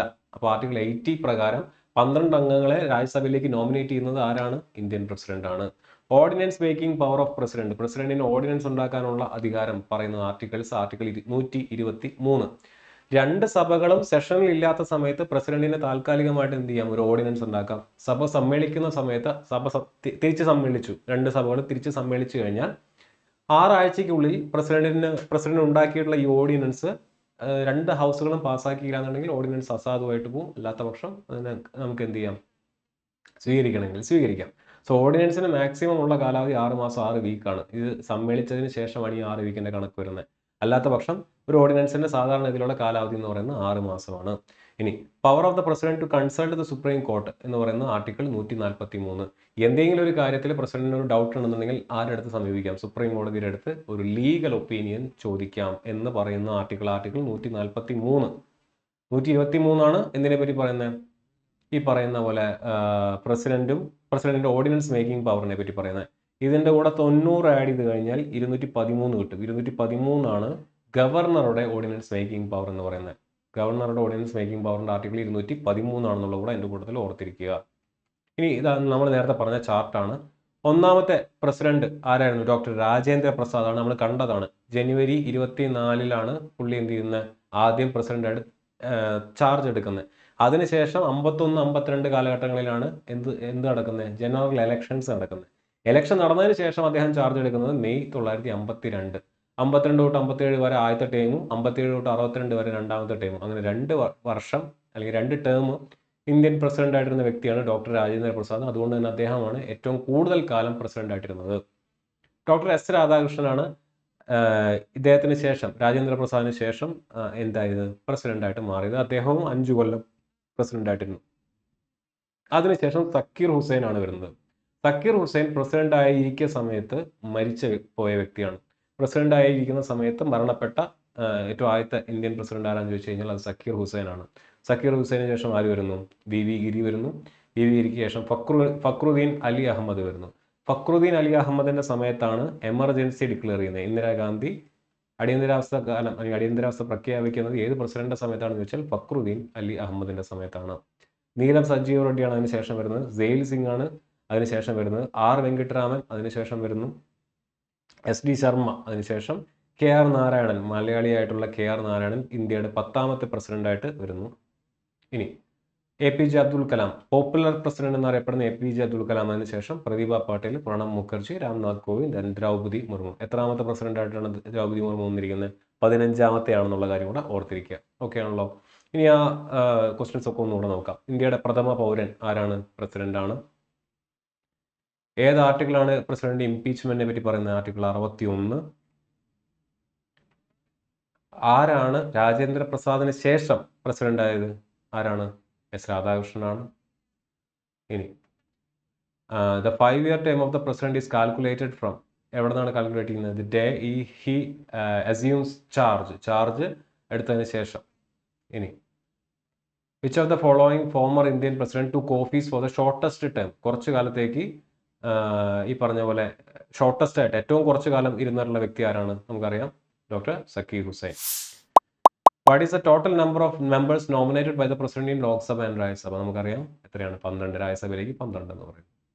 Which of the following Indian president has the largest tenure? ഏറ്റവും കൂടുതൽ കാലം നമ്മൾ ഓൾറെഡി കണ്ടതാണ്. ആരാണ്? Doctor Rajendra Prasad. How long does the presidents ordinance effect last for? Ordinance എത്ര കാലത്തേക്കാണ് നിൽക്കുന്നത്? എത്ര കാലത്തേക്കാണ്? 6 മാസം. ഓക്കെ ആണല്ലോ? ഇതാണ് പ്രസിഡന്റുമായിട്ട് ബന്ധപ്പെട്ട, യൂണിയൻ എക്സിക്യൂട്ടീവിലെ ഏറ്റവും ആദ്യത്തെ വ്യക്തിയായിട്ടുള്ള പ്രസിഡന്റുമായിട്ട് ബന്ധപ്പെട്ട ചോദ്യങ്ങൾ. ഇവിടെ നിന്നാണ് ഏറ്റവും കൂടുതൽ ചോദ്യം ചോദിച്ചിട്ടുള്ളത് പ്രസിഡന്റിനെ പറ്റിയിട്ടാണ്. അപ്പോൾ ആ ചോദ്യങ്ങളെല്ലാം കൃത്യമായിട്ട് നോക്കി പോവുക. ആർട്ടിക്കിൾസ് ഞാൻ പറഞ്ഞ പോലെ 54, 56, 58, 61, 123, 143 ഇത്ര ആർട്ടിക്കിൾസ് ആണ് ഞാൻ ഈ പറഞ്ഞ ക്ലാസ്സിനകത്ത് കാണിച്ചിട്ടുള്ളത്. ഈ PYQ സെഷനകത്ത് കാണിച്ചിട്ടുള്ളത്. ചുരുങ്ങിയത് അത്രയെങ്കിലും പഠിച്ചിട്ട് പോവുക. ഓക്കെ? ഇലക്ഷനെ പറ്റിയിട്ട്, അതുപോലെ തന്നെ ക്വാളിഫിക്കേഷനെ പറ്റിയിട്ട്, ഇംപീച്ച്മെന്റിനെ പറ്റിയിട്ട്, ഓർഡിനൻസ് മേക്കിംഗ് പവറിനെ പറ്റിയിട്ട്, സുപ്രീം കോടതിയുടെ അടുത്ത് അഡ്വൈസ് ചോദിക്കുന്നതിനെ പറ്റിയിട്ടുള്ള ആർട്ടിക്കിൾസ്, മിനിമം ക്വാളിഫിക്കേഷൻസ് എത്രയാണ്, ടേം എത്രയാണ്, ടെന്യൂർ എത്രയാണ് തുടങ്ങിയതെല്ലാം പഠിച്ച് പോവുക. ഓക്കെ? അതാണ് പ്രസിഡന്റിനെ പറ്റിയിട്ടുള്ള ഭാഗം എന്ന് പറഞ്ഞു കഴിഞ്ഞാൽ. ഇനി യൂണിയൻ എക്സിക്യൂട്ടീവിലെ രണ്ടാമത്തെ വ്യക്തി ആരായിരുന്നു? Vice president. വൈസ് പ്രസിഡന്റിനെ പറ്റി ചോദിച്ചിട്ടുള്ള ചോദ്യം നോക്കാം. What is the term of office of vice president of India? Vice പ്രസിഡന്റിന്റെ ഓഫീസിന്റെ ടേം എത്ര കാലാവധിയാണെന്ന് ചോദിച്ചിരിക്കുന്നത്? 6, 2, 3, 5. വളരെ സിമ്പിൾ ആണ്, ഡയറക്റ്റ് ആയിട്ടുള്ള ഒരു ചോദ്യമാണ്. എത്രയാണെന്ന് നിങ്ങൾക്ക് എല്ലാവർക്കും അറിയാം. എത്രയാണ്? 5. ഇപ്പോൾ വൈസ് പ്രസിഡന്റുമായിട്ട് ബന്ധപ്പെട്ട ആർട്ടിക്കിൾസ് 63 തൊട്ട് 71 വരെയുള്ള ആർട്ടിക്കിൾസ് ആണ് പ്രധാനമായിട്ടുള്ളത്. അതിലെ ഓരോ ആർട്ടിക്കിൾസ്, ഏറ്റവും ഇമ്പോർട്ടൻ്റ് ആയിട്ടുള്ള ആർട്ടിക്കിൾസ് നോക്കി പോവുക. 64ാമത്തെ ആർട്ടിക്കിൾ എന്താണ് പറയുന്നത്? ഇന്ത്യൻ വൈസ് പ്രസിഡന്റ് തന്നെയാണ് കൗൺസിൽ ഓഫ് സ്റ്റേറ്റ്സിന്റെ എക്സ് ഒഫീഷ്യോ ചെയർമാൻ എന്ന് പറഞ്ഞാൽ രാജ്യസഭയുടെ ചെയർമാനായിട്ട് വരുന്നത് ഇന്ത്യൻ വൈസ് പ്രസിഡന്റ് തന്നെയാണ് എന്ന് പറയുന്ന article 64. Article 65 vice president Indian president ആയിട്ട് ആക്ട് ചെയ്യുന്ന സമയത്ത് എന്തൊക്കെയാണ് കാര്യങ്ങൾ എന്നുള്ളത് പറയുന്നത് ആർട്ടിക്കിൾ 65. ഇന്ത്യൻ പ്രസിഡന്റ് ഇല്ലാത്ത സമയത്ത്, വേക്കന്റ് ആയിട്ടിരിക്കുന്ന സമയത്ത് ആ പദവി ആർക്ക് കൈകാര്യം ചെയ്യാം? ഇന്ത്യൻ വൈസ് പ്രസിഡന്റ് കൈകാര്യം ചെയ്യാം എന്ന് പറയുന്നതാണ് ആർട്ടിക്കിൾ 65. ആർട്ടിക്കിൾ 66 എന്തിനെ പറ്റി പറയുന്നു? Vice President shall be elected by the members of an electoral college consisting of the members of both houses of the parliament. രണ്ട് ഈ പറയുന്ന ഹൗസസിനെയും അടിസ്ഥാനപ്പെടുത്തിക്കൊണ്ട് അല്ലെങ്കിൽ രണ്ട് ഹൗസുകളും കൂടെ തെരഞ്ഞെടുക്കുന്ന പോസ്റ്റാണ് എന്ത് വൈസ് പ്രസിഡന്റിന്റെ പോസ്റ്റ് എന്ന് പറയുന്ന ആർട്ടിക്കിൾ 66. ചുരുക്കി പറഞ്ഞാൽ വൈസ് പ്രസിഡന്റിന്റെ ഇലക്ഷനെ പറ്റി പറയുന്ന ആർട്ടിക്കിൾ ഏതാണെന്ന് ചോദിച്ചാൽ ആർട്ടിക്കിൾ 66. ആർട്ടിക്കിൾ 67 ആണ് ഇതിനെ പറ്റി പറയുന്നത് 5 വർഷമാണ് വൈസ് പ്രസിഡന്റിന്റെ കാലാവധി എന്ന് പറയുന്നത്. 64 എക്സ് ഒഫീഷ്യോ ചെയർമാൻ ആണെന്ന് പറയുന്നു. 65 പ്രസിഡന്റ് ഇല്ലാത്ത പക്ഷം പ്രസിഡന്റ് ആയിട്ട് ആക്ട് ചെയ്യാമെന്ന് പറയുന്നു. 66 ആരൊക്കെയാണ് വൈസ് പ്രസിഡന്റ് തെരഞ്ഞെടുപ്പിനകത്ത് പങ്കെടുക്കുന്നത് അല്ലെങ്കിൽ വൈസ് പ്രസിഡന്റ് ഇലക്ഷൻ എങ്ങനെയാണ് എന്ന് പറയുന്നു. 67 5 വർഷമാണ് വൈസ് പ്രസിഡന്റിന്റെ കാലാവധി എന്ന് പറയുന്നു. ഇനി ഏറ്റവും ആദ്യത്തെ ഇന്ത്യയുടെ വൈസ് പ്രസിഡന്റ് ആരാന്ന് ചോദിച്ചു കഴിഞ്ഞാൽ സർവേപ്പള്ളി രാധാകൃഷ്ണൻ അഥവാ എസ് രാധാകൃഷ്ണനാണ്. അദ്ദേഹം 13 മെയ് 1952 ചാർജ് എടുത്തത്. ഇപ്പോഴത്തെ ഇന്ത്യൻ വൈസ് പ്രസിഡന്റ് ആരാണ്? ജഗ്ദീപ് ധൻഖർ ആണെന്നുള്ള കാര്യം കൂടെ ഓർത്തിരിക്കുക. ഓക്കെ, അപ്പോൾ വൈസ് പ്രസിഡന്റിന്റെ കാര്യം നമുക്ക് മനസ്സിലായി. What is the term of office of vice president of India? എത്രയാണ്? 5 വർഷമാണ് അല്ലേ? യൂണിയൻ എക്സിക്യൂട്ടീവിലെ അടുത്ത ഏറ്റവും ഇമ്പോർട്ടൻ്റ് ആയിട്ടുള്ള അംഗമാണ് പ്രൈം മിനിസ്റ്റർ എന്ന് പറയുന്നത്. പ്രൈം മിനിസ്റ്ററായിട്ട് ബന്ധപ്പെട്ട് ചോദിച്ചിട്ടുള്ള ചോദ്യങ്ങൾ നമുക്ക് നോക്കാം. ഗുസാരിലാൽ Nanda took over as caretaker prime minister for the second time after the death of which prime minister? ഏത് പ്രധാനമന്ത്രിയുടെ മരണശേഷമാണ് ഗുസാരിലാൽ നന്ദ ഈ പറഞ്ഞ പോലെ പ്രൈം മിനിസ്റ്ററായിട്ട് വന്നത് എന്നാണ് ചോദിച്ചിരിക്കുന്നത്. നമുക്ക് നോക്കാം. Which of these Indian prime ministers did not face parliament? Parliament face ചെയ്യാതെ ഉള്ള ഏത് പ്രൈം മിനിസ്റ്റർ ആണ് ഉള്ളത് എന്നുള്ളതാണ് ചോദിച്ചിരിക്കുന്നത്. പാർലമെന്റിനെ അഭിമുഖീകരിക്കേണ്ടി വന്നിട്ടുള്ള അതിന് മുന്നേ തന്നെ എന്ത് ചെയ്യേണ്ടി വരുന്നത്? മന്ത്രിസഭ താഴെ വീഴുന്ന അവസ്ഥ ഉണ്ടാവുകയാണെന്നുണ്ടെങ്കിൽ. Okay, who among the following served the longest period as prime minister? ഏറ്റവും കൂടുതൽ കാലം പ്രൈം മിനിസ്റ്റർ ആയിട്ട് ഇരുന്നിട്ടുള്ള വ്യക്തി ആരാണെന്നാണ് ചോദിച്ചിരിക്കുന്നത്. അപ്പോൾ ഈ ചോദ്യങ്ങളിലൊന്നും തന്നെ നമുക്ക് നമ്മുടെ ബേസിക് കോൺസ്റ്റിറ്റ്യൂഷണൽ ആയിട്ടുള്ള ചോദ്യങ്ങളൊന്നുമില്ല, അല്ല ആർട്ടിക്കിൾസിനെ പറ്റിയിട്ടൊന്നും ചോദിച്ചിട്ടില്ല. കൂടുതലും വ്യക്തികളെ പറ്റിയിട്ടും അവരുടെ റോളുകളെ പറ്റിയിട്ടൊക്കെയാണ് ചോദിച്ചിട്ടുള്ളത്. പക്ഷേ നമുക്ക് ആർട്ടിക്കിൾസ് കുറച്ചൊന്ന് റിവൈസ് ചെയ്ത് പോയതിനു ശേഷം എന്ത് ചെയ്യാം? ആ പാർട്ടിലേക്ക് കടക്കാം. ഇപ്പോൾ ആർട്ടിക്കിൾ 75 എന്തിനെ പറ്റി പറയുന്നത്?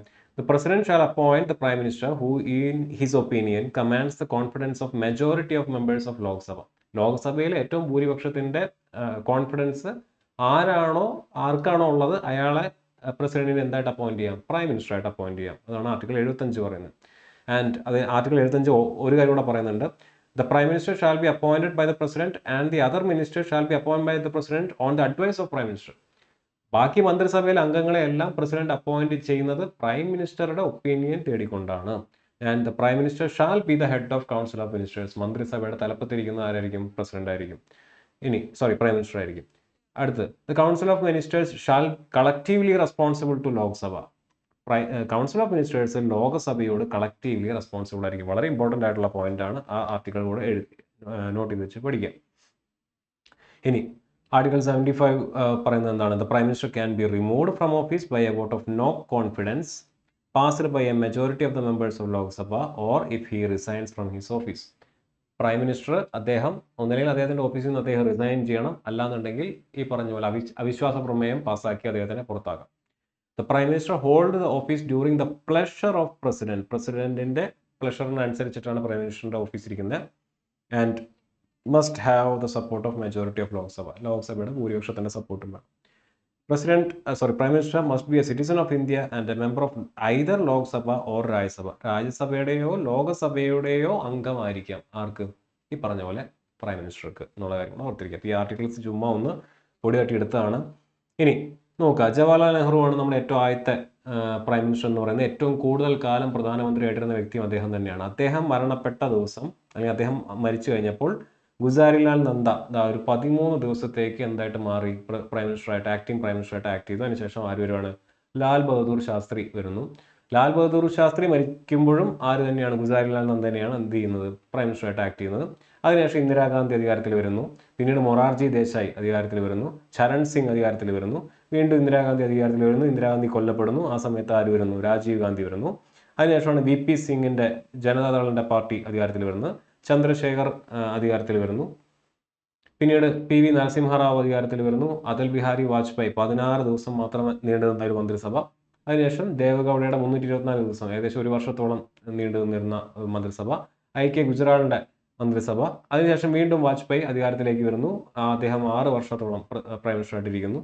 പിന്നീട് മൻമോഹൻ സിംഗ് 10 വർഷം ഇരിക്കുന്നു. ഇപ്പം നരേന്ദ്രമോദി 10 വർഷം കംപ്ലീറ്റ് ചെയ്ത് മുന്നോട്ട് പോയിക്കൊണ്ടിരിക്കുന്നു. അപ്പോൾ ഈ ഓർഡർ കൃത്യമായിട്ടൊന്ന് ഓർത്തിരിക്കുക, ഏതൊക്കെ കാലഘട്ടങ്ങളിലാണ് എന്നുള്ളത് പഠിച്ചു വയ്ക്കുക. ഗുസാരിലാൽ Nanda took over as the caretaker prime minister to the second time after the death of the prime minister. ആരാണ്? ജവഹർലാൽ നെഹ്റു. പക്ഷേ ഇതിൻ്റെ ആൻസർ സെക്കൻഡ് ടൈം ആകുമ്പോൾ ഇതിൻ്റെ ആൻസർ വരുന്നത് ലാൽ ബഹദൂർ ശാസ്ത്രിയാണ്. ഫസ്റ്റ് ടൈം ആണെന്നുണ്ടെങ്കിൽ ആരാണ്? ജവഹർലാൽ നെഹ്റു ആണ്. അത് കൃത്യമായിട്ട് നോക്കി പോവുക. ജവഹർലാൽ നെഹ്റു വരുന്നത് ഫസ്റ്റ് ടൈമിന് ശേഷമാണ് ഗുസാരിലാൽ നന്ദ. അതായത് ജവഹർലാൽ നെഹ്റു മരിച്ചു കഴിയുമ്പോൾ ഗുസാരിലാൽ നന്ദ കയറുന്നുണ്ട്.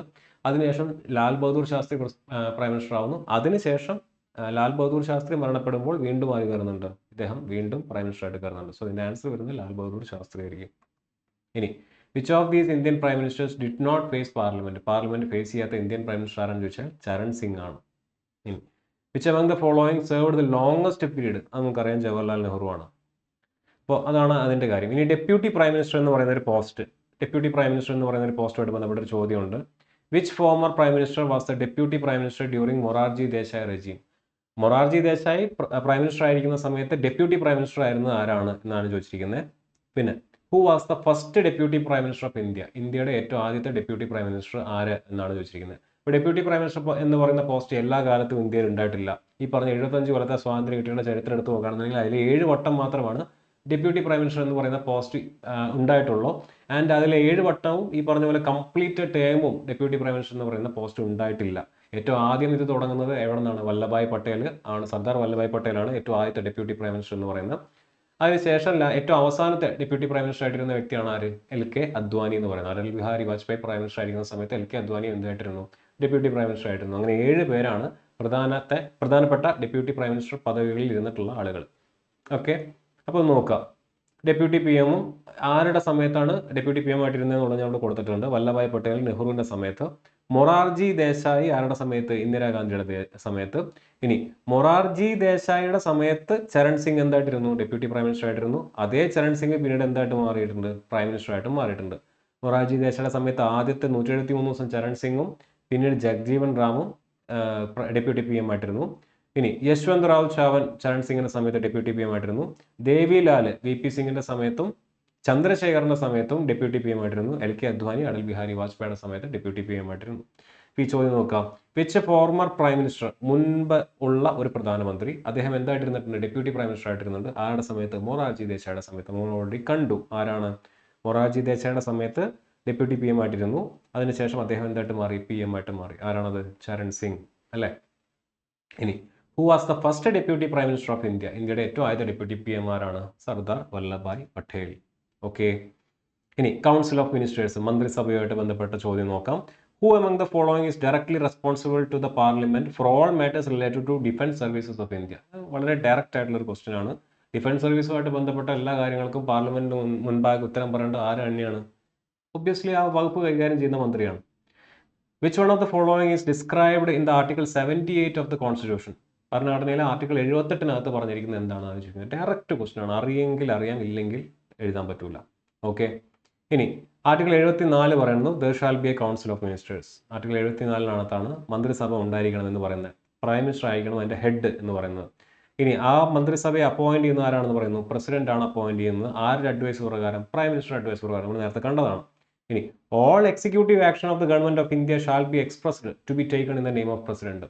ഈ മന്ത്രിസഭയും പ്രൈം മിനിസ്റ്ററും അടങ്ങുന്ന ഈ മൊത്തം മന്ത്രിസഭ എടുക്കുന്ന എല്ലാ തീരുമാനങ്ങളും അല്ലെങ്കിൽ നടപ്പിലാക്കേണ്ടത് ആരുടെ നെയിമിലായിരിക്കണം? പ്രസിഡന്റിന്റെ നെയിമിലായിരിക്കണം എന്ന് പറയുന്ന ആർട്ടിക്കിൾ 78 ഇപ്പൊ ചോദിച്ചത്.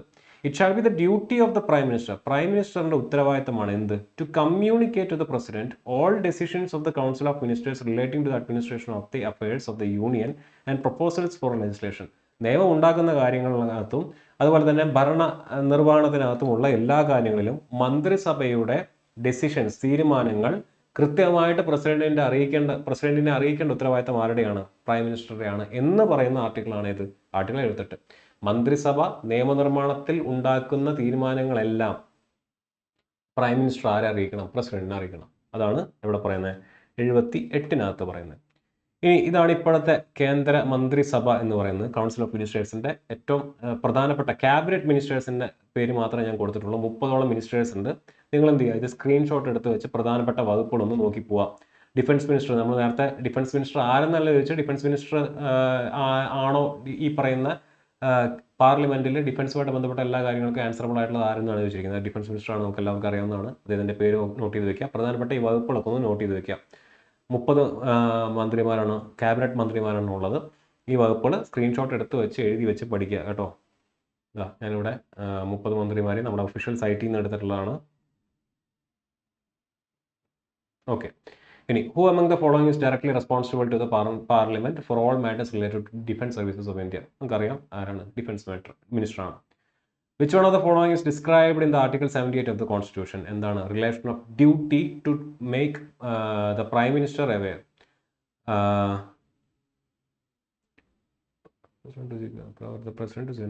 ഓക്കെ, ഇതാണ് പ്രൈം മിനിസ്റ്റർ എന്ത് ചെയ്യണം? പ്രസിഡന്റിനെ അവെയർ ചെയ്യണം. എന്തിനെ പറ്റിയിട്ട്? ഈ പറയുന്ന കൗൺസിൽ ഓഫ് മിനിസ്റ്റേഴ്സുമായിട്ട് ബന്ധപ്പെട്ട കാര്യത്തെ പറ്റിയിട്ട്. ഇനി അടുത്ത പാർട്ടിലേക്ക് കടക്കാം. നമുക്ക് യൂണിയൻ ലെജിസ്ലേച്ചർ എന്ന് പറയുന്ന ഭാഗം, അതായത് പാർലമെന്റുമായിട്ട് ബന്ധപ്പെട്ട് RRB ജെയ്ക്ക് ചോദിച്ചിട്ടുള്ള ചോദ്യങ്ങൾ നമുക്ക് നോക്കാം. Who is the competent authority to determine the conditions of obtaining Indian citizenship? പൗരത്വം ലഭിക്കുന്നതിന് വേണ്ടിയിട്ടുള്ള കോമ്പിറ്റന്റ് അതോറിറ്റി ആരാണ്? അറിയാം, ആരാണ്? പാർലമെന്റാണ്. ഞാൻ ഓൾറെഡി പാർട്സ് എക്സ്പ്ലെയിൻ ചെയ്ത സമയത്ത് പറഞ്ഞതാണ്. By which Constitutional Amendment Act the number of Lok Sabha seats was increased from 525 to 545? 525 നിന്ന് 545ലേക്ക് ലോകസഭാ സീറ്റുകളുടെ എണ്ണം കൂട്ടിയത് ഏത് ഭരണഘടനാ അമെൻഡ്മെന്റ് വഴിയാണ്? Okay. Which of the following is not a regular session of Indian parliament? പാർലമെന്റിലെ റെഗുലർ സെഷൻ അല്ലാത്തത് ഏത് എന്നുള്ളത് ചോദിച്ചിട്ടുണ്ട്. Which of the following standing committee is in each house of parliament? പാർലമെന്റിന്റെ എല്ലാ ഹൗസുകളിലും, 2 ഹൗസുകളിലുമുള്ള സ്റ്റാൻഡിംഗ് കമ്മിറ്റി ഏതാണെന്നാണ് ചോദിച്ചിരിക്കുന്നത്. And who was the first chairman of Rajya Sabha? രാജ്യസഭയുടെ ഏറ്റവും ആദ്യത്തെ ചെയർമാൻ ആരാണ്? നമ്മൾ ഓൾറെഡി വൈസ് പ്രസിഡന്റ് പഠിച്ചപ്പോൾ പറഞ്ഞതാണ്. What is the minimum age to get membership of Rajya Sabha? രാജ്യസഭയിൽ എത്തിപ്പെടാനുള്ള മിനിമം ഏജ് എത്രയാണെന്നുള്ളതാണ് ചോദിച്ചിരിക്കുന്നത്. The current strength of Rajya Sabha? രാജ്യസഭയുടെ ഇപ്പോഴത്തെ നിലവിലെ സ്ട്രെങ്ത് എത്രയാണ് എന്നുള്ളതാണ് ചോദിച്ചിരിക്കുന്നത്. ഇനി നമുക്ക് ഓരോന്ന് നോക്കാം.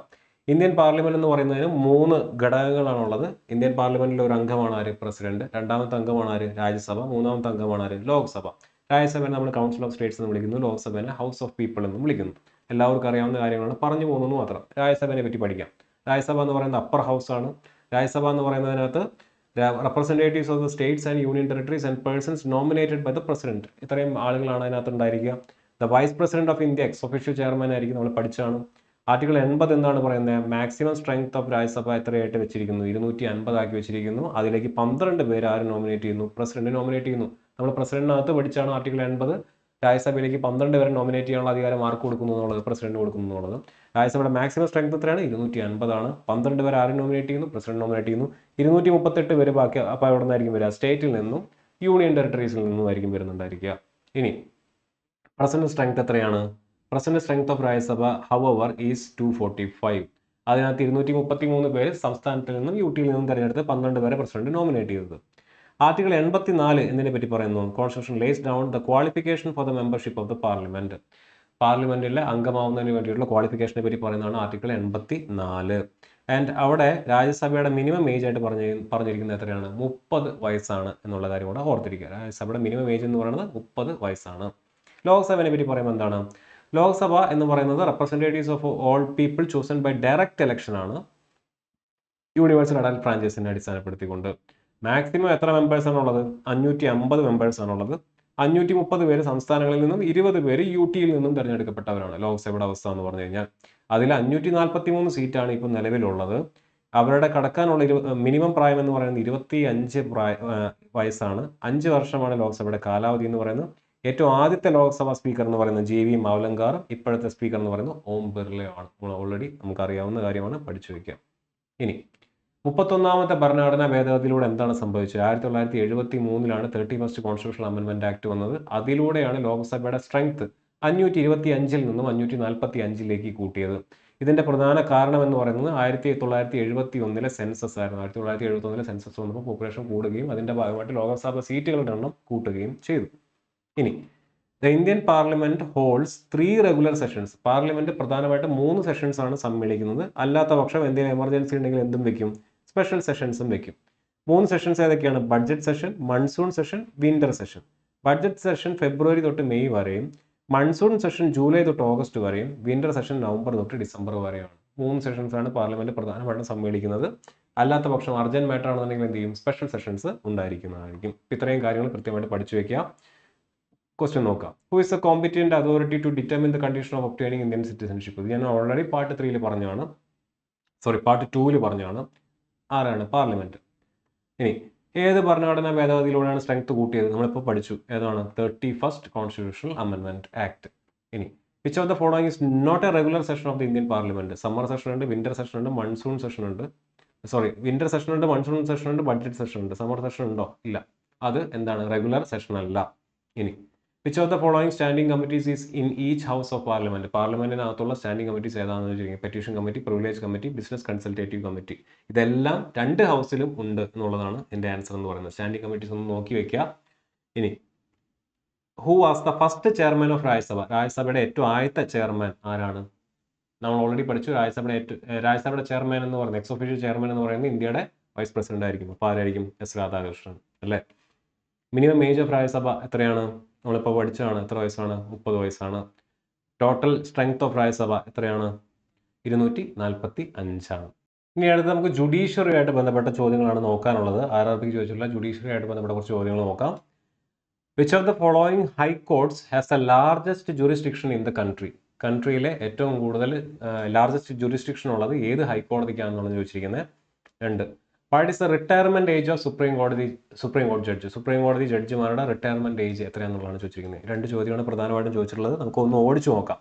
സുപ്രീം കോർട്ടായിട്ട് ബന്ധപ്പെട്ടിട്ടുള്ള ആർട്ടിക്കിൾസ് ഏതൊക്കെയാണ്? 124 മുതൽ 147 വരെ. ഏത് പാർട്ടിനകത്താണ് പറയുന്നത്? പാർട്ട് 5 അല്ലേ? ഇനി നമ്പർ ഓഫ് ജഡ്ജസ് എത്രയാണ്? 33 സാധാ ജഡ്ജിമാരും ചീഫ് ജസ്റ്റിസ് അടക്കം 34 ജഡ്ജിമാരാണ് ഉള്ളത്. റിട്ടയർമെന്റ് ഏജ് 65 വയസ്സാണ്. ഒന്നാമത്തെ CJI എന്ന് പറയുന്നത് ജസ്റ്റിസ് ഹരിലാൽ ജെ ഖനിയാണ്. കറന്റ് CJI എന്ന് പറയുന്നത് സഞ്ജീവ് ഖന്നയാണ്.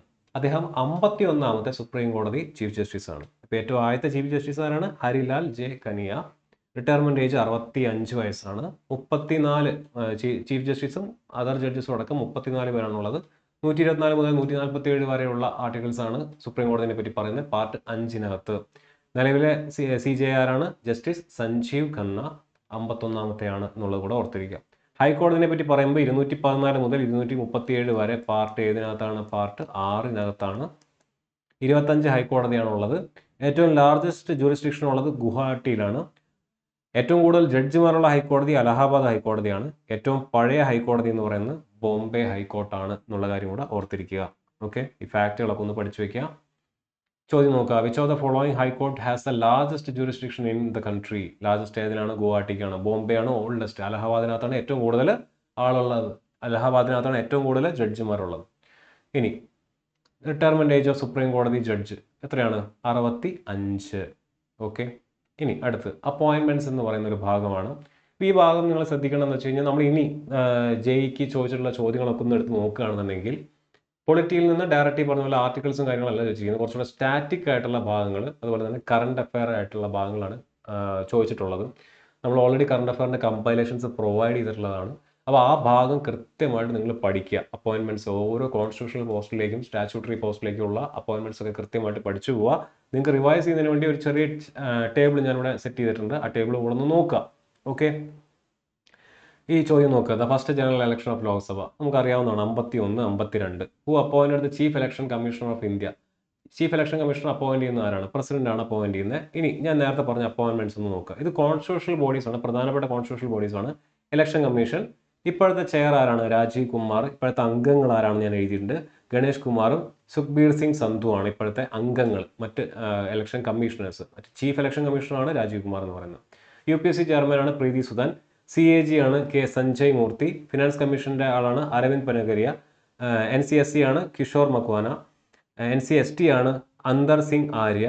NCBC ആണ് ഹൻസ്രാജ് ഗംഗാറാം അഹിർ എന്ന് പറയുന്നത്. അറ്റേർണി ജനറൽ ഓഫ് ഇന്ത്യയാണ് R വെങ്കട്ടരാമമണി എന്ന് പറയുന്നത്.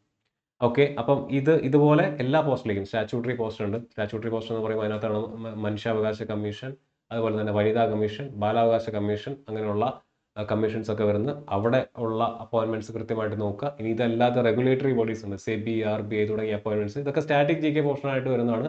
ഈ പറഞ്ഞ പോലെ പൊളിറ്റിയിലും എക്കണോമിക്സിലും അല്ലാതെ കറണ്ട് അഫെയറിലൊക്കെ എന്താ പറയുന്നത് നിൽക്കുന്ന ഏരിയാസ് ആണ്. സോ ആ രീതിയിലുള്ള അപ്പോയിൻമെന്റ്സ് ഒക്കെയാണ് ഇനി ഏറ്റവും കൂടുതൽ ചോദിച്ചിട്ടുള്ളത്. അപ്പോൾ ആ ഭാഗങ്ങളൊക്കെ കൃത്യമായിട്ട് പഠിച്ചിട്ട് പോവുക കേട്ടോ. അപ്പോൾ നേരത്തെ പറഞ്ഞ ചോദ്യം, ഫസ്റ്റ് ജനറൽ ഇലക്ഷൻ നമുക്കറിയാം 51, 52 ആണ്. അതുപോലെ തന്നെ ചീഫ് ഇലക്ഷൻ കമ്മീഷണർ ആരാണ്? ചീഫ് അപ്പോയിന്റ് ചെയ്യുന്നത് പ്രസിഡന്റ് ആണ്. അപ്പോൾ ഇത്രയും ചോദ്യങ്ങളാണ് പ്രധാനമായിട്ടും പൊളിറ്റി റിലേറ്റഡ് ആയിട്ട് നമുക്ക് ഈ പറയുന്ന RRB ജൂനിയർ എഞ്ചിനീയർ എക്സാമിന് ചോദിച്ചിട്ടുള്ളത്. ഇതിലെ ആർട്ടിക്കിൾ ബേസിലുള്ള ചോദ്യങ്ങൾ ഏറ്റവും ആദ്യ ഘട്ടങ്ങളിലാണ് നിങ്ങൾക്ക് കാണാൻ സാധിക്കുന്നത് അല്ലേ. ഫണ്ടമെന്റൽ റൈറ്റ്, DPSP, അതിലൊക്കെ ഡയറക്റ്റ് ആർട്ടിക്കിൾസ് ചോദിക്കുന്നുണ്ട്. പ്രത്യേകിച്ച് ഫണ്ടമെന്റൽ റൈറ്റ്സിൽ ചോദിച്ചിട്ടുണ്ട്. പിന്നെ അതിന് മുന്നേ കോൺസ്റ്റിറ്റ്യൂന്റ് അസംബ്ലി വളരെ ഇമ്പോർട്ടൻ്റ് ആയിട്ടുള്ള ഭാഗമാണ്. പ്രസിഡന്റിനകത്ത് നിന്ന് ചോദിച്ചിട്ടുണ്ട്, പ്രൈം മിനിസ്റ്ററിനകത്ത് നിന്ന് ചോദിച്ചിട്ടുണ്ട്. പ്രസിഡന്റിനകത്ത് നിന്ന് പ്രൈം മിനിസ്റ്ററിനകത്ത് നിന്നൊക്കെ വ്യക്തികളെയാണ് ചോദിച്ചിരിക്കുന്നത്, ആർട്ടിക്കിൾസ് അല്ല കൂടുതൽ ചോദിച്ചിരിക്കുന്നത്. എന്താണ്, പ്രൈം മിനിസ്റ്ററിൽ പ്രത്യേകിച്ച് വ്യക്തികളെ ആണ് ചോദിച്ചിട്ടുള്ളത്. സോ അതൊക്കെ ആ രീതിയിൽ പഠിക്കുക. നിങ്ങൾ പ്രീവിയസ് ഇയർ ക്വസ്റ്റ്യൻ പേപ്പർ നോക്കുമ്പോൾ എങ്ങനെയാണ് ചോദ്യങ്ങൾ ചോദിച്ചിട്ടുള്ളതെന്ന് മനസ്സിലാക്കിയിട്ട് ആ രീതിയിൽ ഊന്നൽ കൊടുത്ത് പ്രിപ്പയർ ചെയ്യുക. റിവൈസ് ചെയ്യുന്ന സമയത്ത് മൊത്തത്തിൽ ഒന്ന് റിവൈസ് ചെയ്യുന്നതിന് വേണ്ടിയിട്ടാണ് ഞാൻ ആർട്ടിക്കിൾസ് എല്ലാ കാര്യങ്ങളൊക്കെ ഒന്ന് ഓടിച്ച് പറഞ്ഞത്. ഓക്കെ ആണല്ലോ. അപ്പോൾ ഇതുപോലെ കൃത്യമായിട്ട് പഠിക്കുക. ഇനി എക്സാമിന് അധികം ദിവസങ്ങളില്ല, നിസ്സാര ദിവസങ്ങൾ മാത്രമേ ഉള്ളൂ. റിവിഷന് വേണ്ടി ഈ ക്ലാസ്സുകൾ പ്രോപ്പറായിട്ട് യൂസ് ചെയ്യുക. നമുക്ക് അടുത്ത ക്ലാസ്സിൽ വീണ്ടും കാണാം.